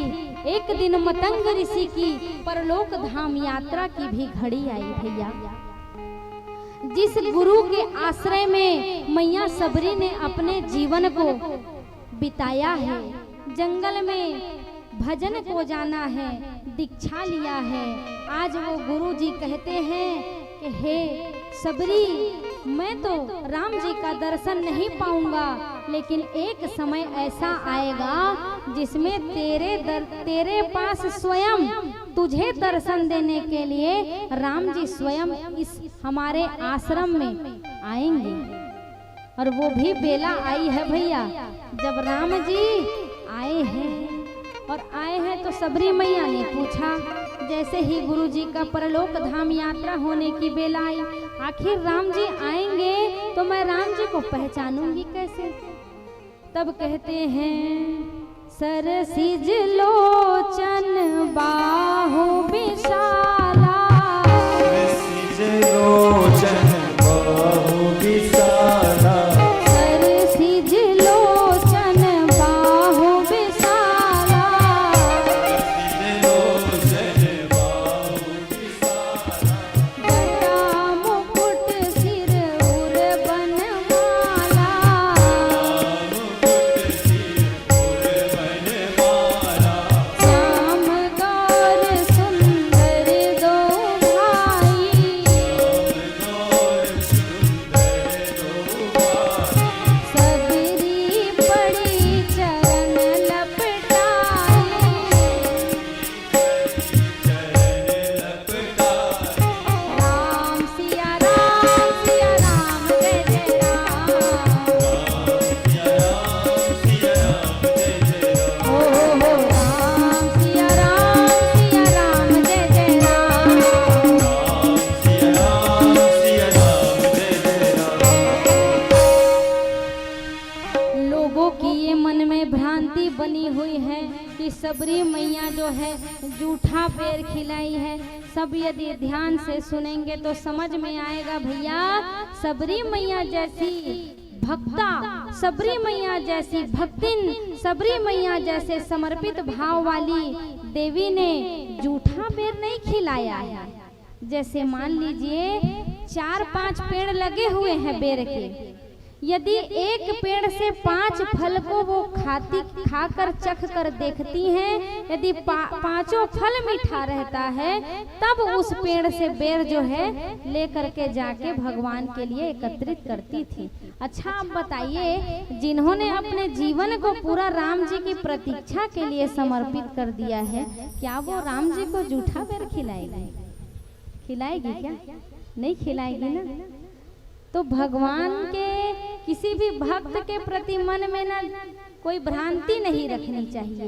अब प्रेम भाव में भी खिला भी सकता है, जैसे ओ केला का छिलका को खिला दे। साग विदुर घर खाए, श्रीमद् भागवत की कथा में आती है कि छिलका को खिलाते छिलका को खिलाते जाते हैं और जो फल है उसको नीचे फेंकते जाते हैं। लेकिन श्री रामचरितमानस की कथा में सबरी मैया के ऊपर हमेशा ये बात उठती है कि जूठा बेर खिलाया है, और कथा के माध्यम से गुरुदेव की आज्ञा से ये भ्रांति को मन से हटाना है कि वो जूठा बेर नहीं खिलाती थी, वो केवल फलों को चख कर सिद्ध हो जाता था कि ये जो बेर है वो मीठा है, तब उसको खिलाने के लिए लेकर जाती थी।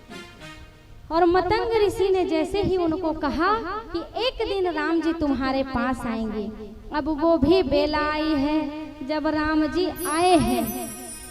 और राम जी आए हैं तो क्या है भैया, मेरी झोपड़ी के भाग आज खोले जाएंगे, राम आएंगे।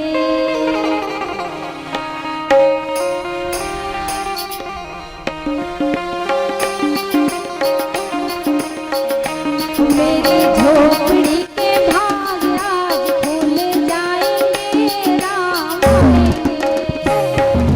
झोपड़ी के बाद आज खुल जाएंगे, राम आएंगे। राम आएंगे, आएंगे।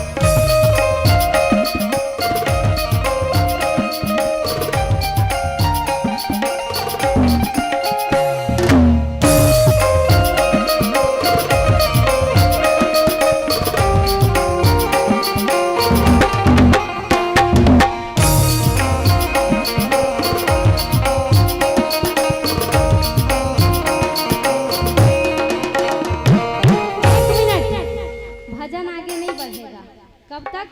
जब सबके पीछे वालों का भी हाथ, यदि दोनों हाथ ऊपर नहीं होगा तो। केवल 2 कड़ी में भजन बंद, कथा शुरू। चलिए 1 2 3, तीनों दोनों हाथ ऊपर। ओ मेरे झोपड़ी के भाग आज खुल जाएंगे राम, झोपड़ी के बाग आज खुल जाएंगे। मेरी झोपड़ी के भाग आज खुल जाएंगे राम आएंगे। झोपड़ी के बाग आज खुल जाएंगे, राम आएंगे। हो राम आएंगे आएंगे राम आएंगे। राम आएंगे, आएंगे, राम आएंगे। हो राम आएंगे आएंगे राम आएंगे। राम आएंगे, आएंगे, राम आएंगे। हो मेरी झोपड़ी के भाग आज खुल जाएंगे राम आएंगे। झोपड़ी के बाग आज खुल जाएंगे, राम आएंगे। वो कल्याणपुर के भाग आज खुल जाएंगे राम आएंगे। झोपड़ी के बाग आज खुल जाएंगे, राम आएंगे। वो कल्याणपुर के भाग आज खुल जाएंगे राम आएंगे।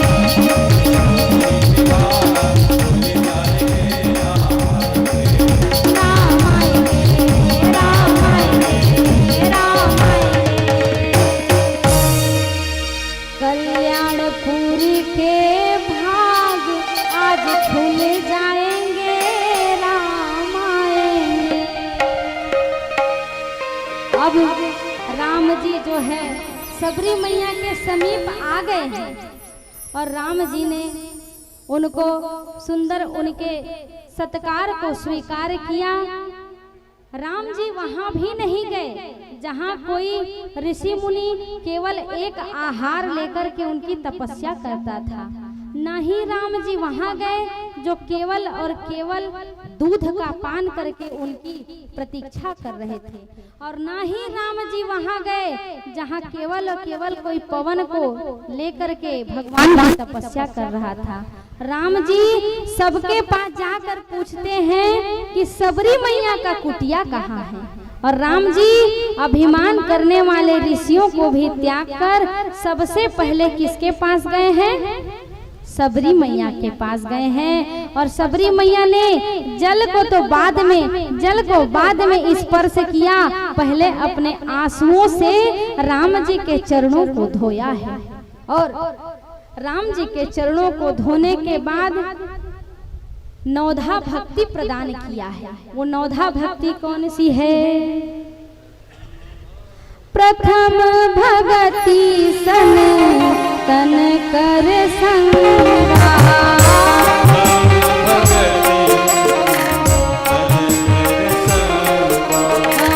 दूसर रति मम कथा प्रसंगा,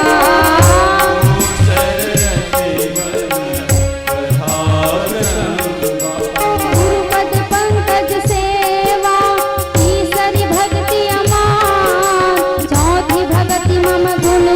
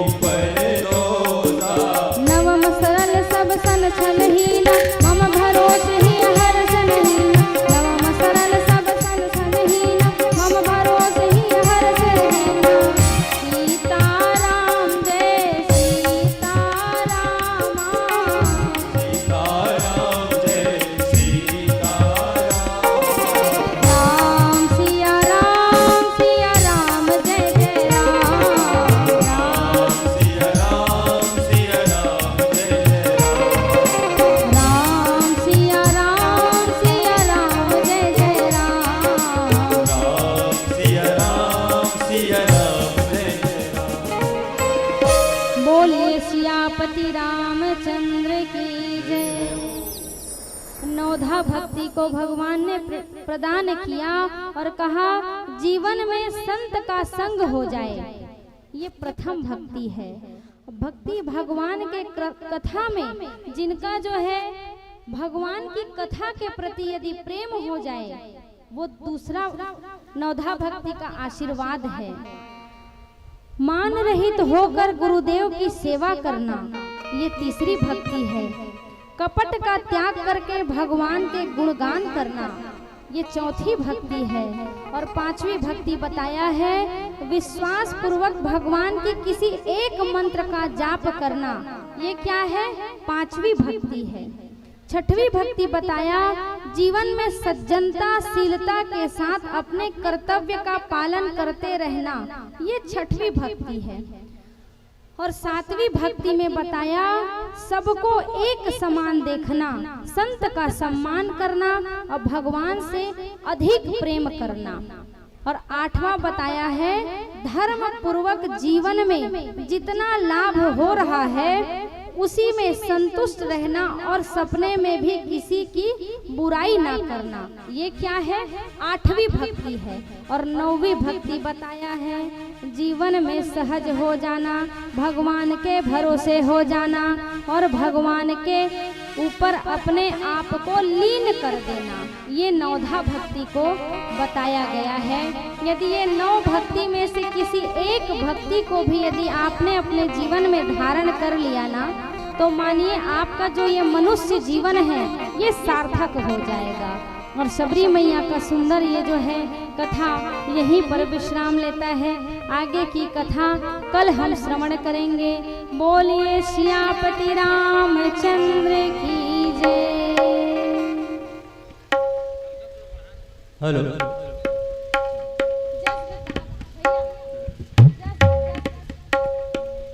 सब जन मिल के साथ दे थोड़ा माइक ला बना कैसे हाल में चलत तो लगत। हेलो हेलो हेलो माइक वाला कथा सुनत सुनत लीन हो जाते भैया। हेलो हेलो बेचारा ध्यान कथा डर हो जाता भाई।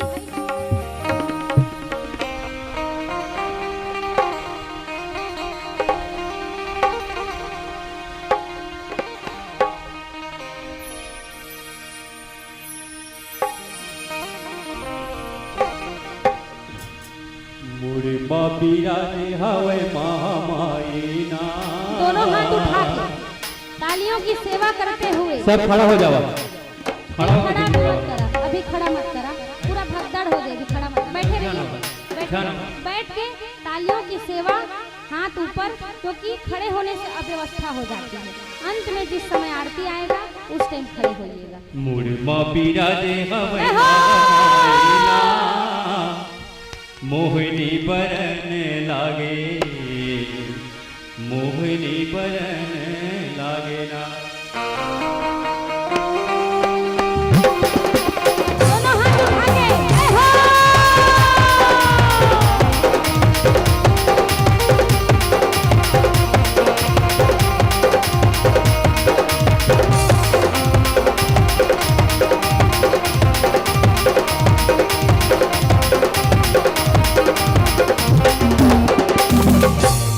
बाबीरा रे हवे महामाई ना, मोहिनी बरन लागे।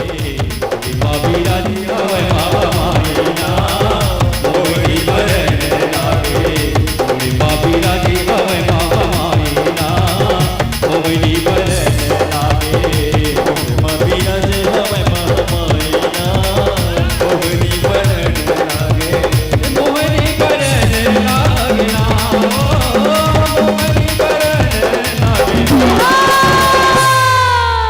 मुड़े बाबीरा रे हवे महामाई ना। जय हो मोहिनी बरन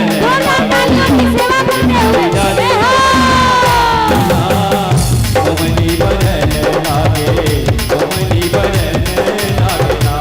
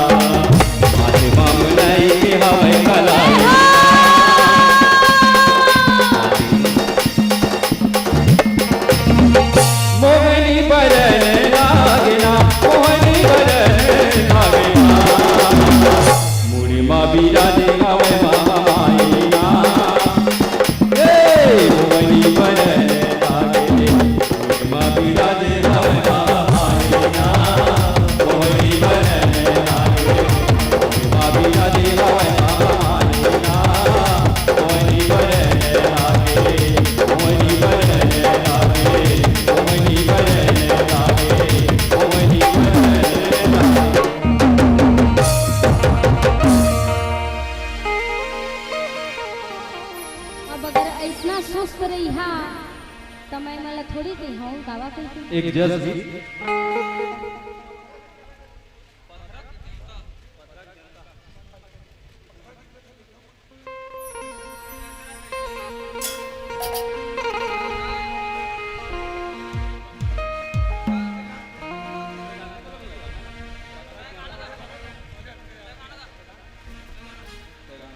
लेनो उमा शंकर भैया एको ठीक तो सुनावा ये छोटी सी बच्ची के लिए सभी लोग ताली बजाएं। इतना सुंदर नृत्य कर रही थी।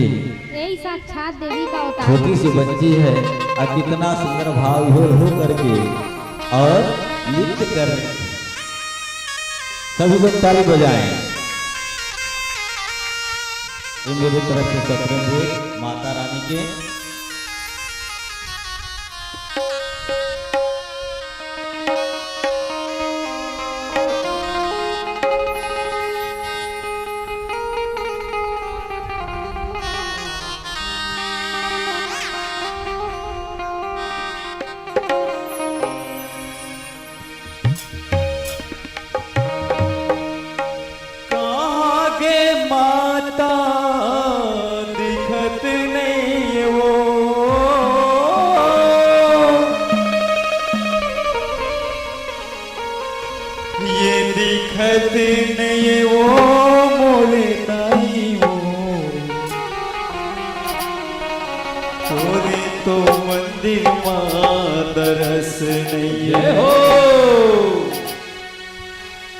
ये तरस नहीं वो मोरे दाई वो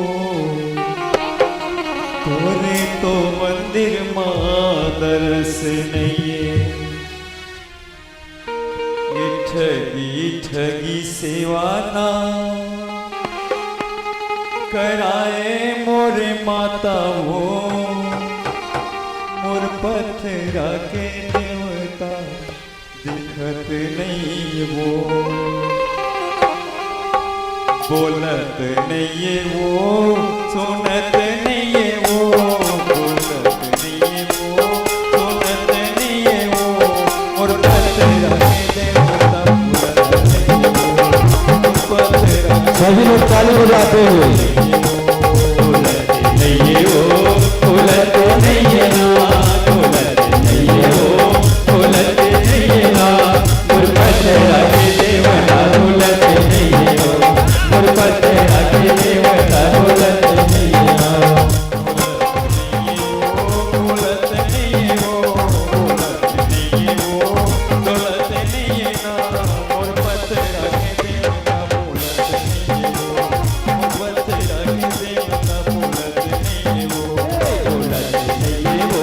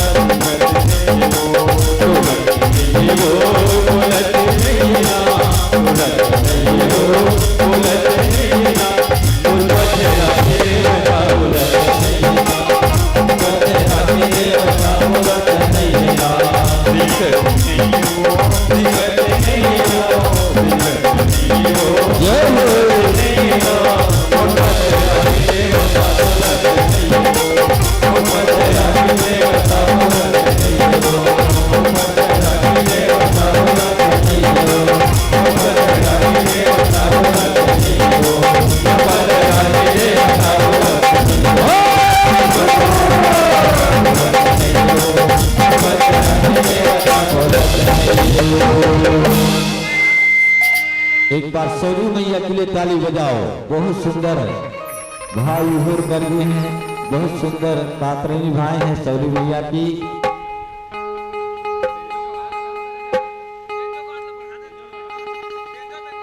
ये सौरी माता बड़ा दिलचस्प है, बहुत बढ़िया से। बैगा नाचत है बरुआ झूपत है तोरे अंगना, तोरे अंगना दाई, तोरे अंगना दाई, तोरे अंगना दाई, तोरे अंगना। 1 2 3 4 बैगा नाचत है बरुआ झूपत है तोरे अंगना, बैगा नाचत है बरुआ झूपत है तोरे अंगना। तोरे अंगना दाई, तोरे अंगना दाई, तोरे अंगना दाई, तोरे अंगना। तोरे अंगना दाई, तोरे अंगना दाई, तोरे अंगना दाई, तोरे अंगना। हे बैगा नाचत है बरुआ झूपत है तोरे अंगना, बैगा नाचत है बरुआ झूपत है तोरे अंगना।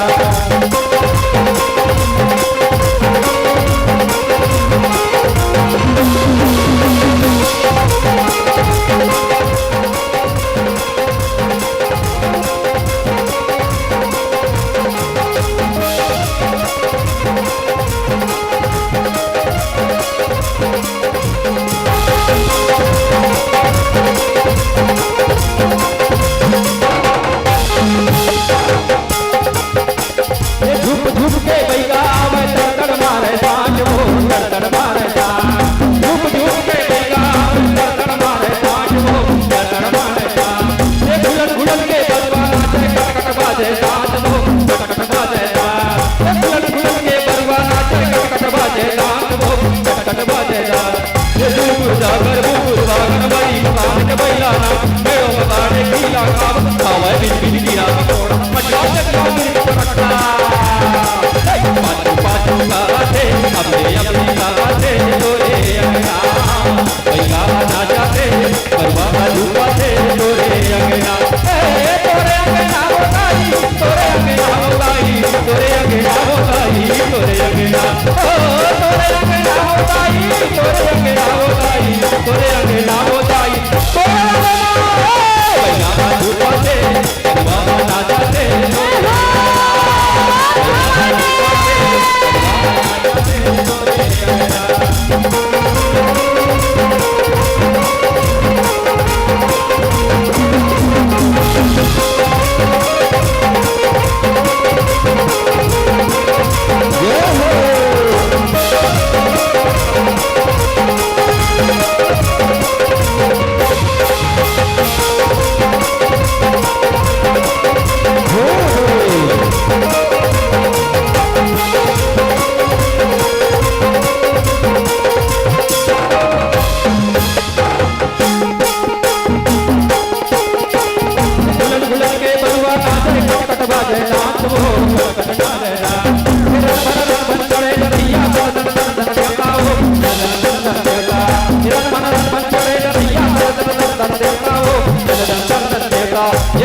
कदबित नाचे खूब चढ़ावे बरुआ हो खूब चढ़ावे बरुआ। कदबित नाचे खूब चढ़ावे बरुआ हो खूब चढ़ावे बरुआ। ये खोर खोर खोर खोरी चढ़ा गिरिया दाई खावे तोरी गिरिया दाई रोवे गावे कोलिया गिरवा गिरे गावे रोना गिरवा। हे नरियल लिंबू लाए हम तोर दरस आए हम तोरे अंगना, बैगा झूपते बरुआ नाचते तोरे अंगना। तोरे अंगना दाई, तोरे अंगना दाई, तोरे अंगना दाई, तोरे अंगना। तोरे अंगना दाई, तोरे अंगना दाई, तोरे अंगना दाई, तोरे अंगना। बैगा झूपते बरुआ नाचते तोरे अंगना, बैगा झूपते बरुआ नाचते तोरे अंगना, बैगा झूपते बरुआ नाचते तोरे अंगना, बैगा झूपते बरुआ नाचते तोरे अंगना, बैगा झूपते तोरे अंगना।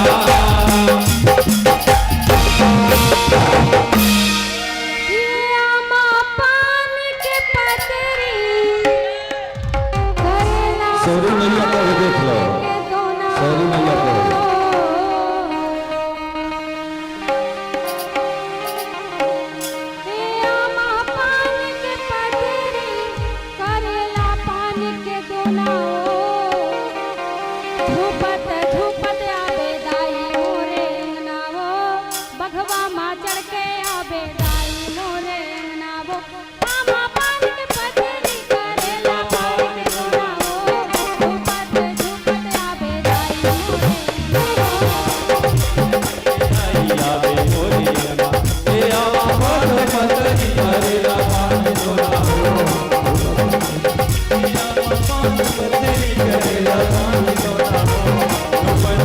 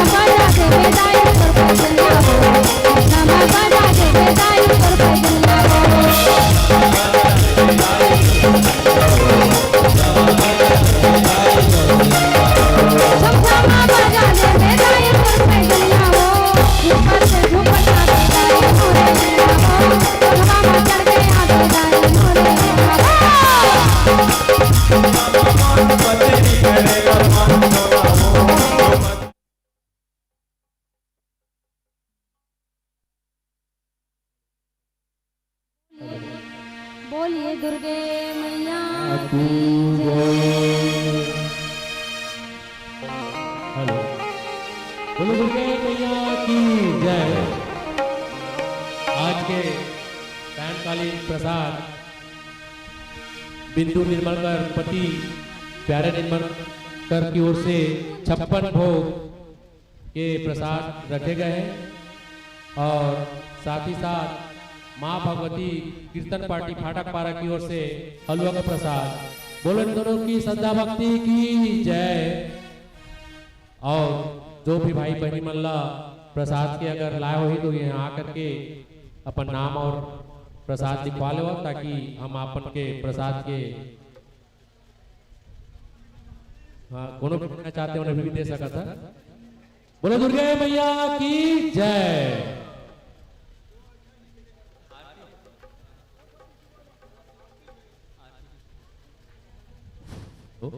सब माता बहनी से निवेदन है कि थोड़ा थोड़ा पीछे हो जाओ आप मन, ताकि आरती भी हो सके और सब ला कुछ असुविधा मत है।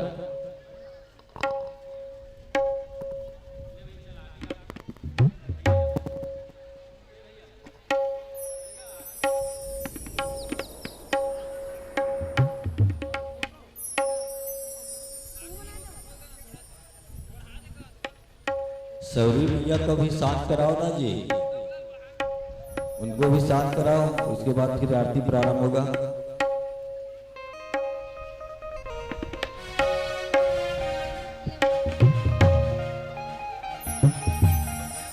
हाँ, इनको भी लेके शांत।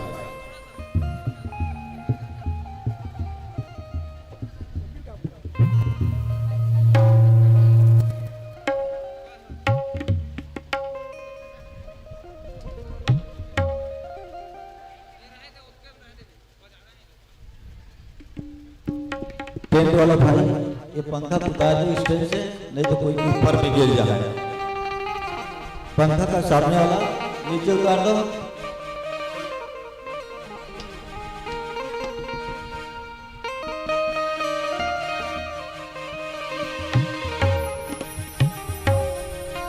पंखा का उतार दो नीचे पंखा।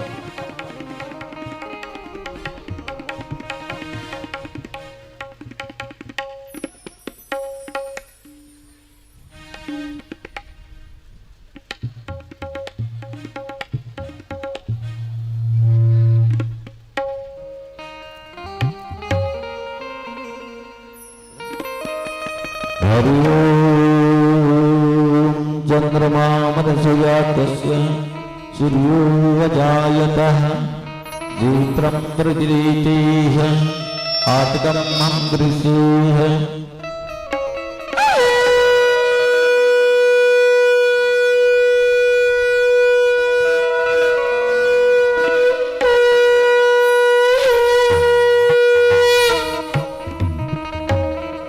प्रत्यक्षं दीपं गर्भराटं दीपं अहं प्रज्वलिते प्रज्वलितेह। चलिए आरती।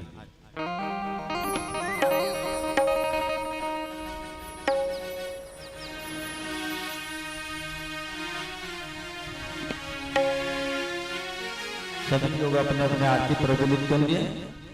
हो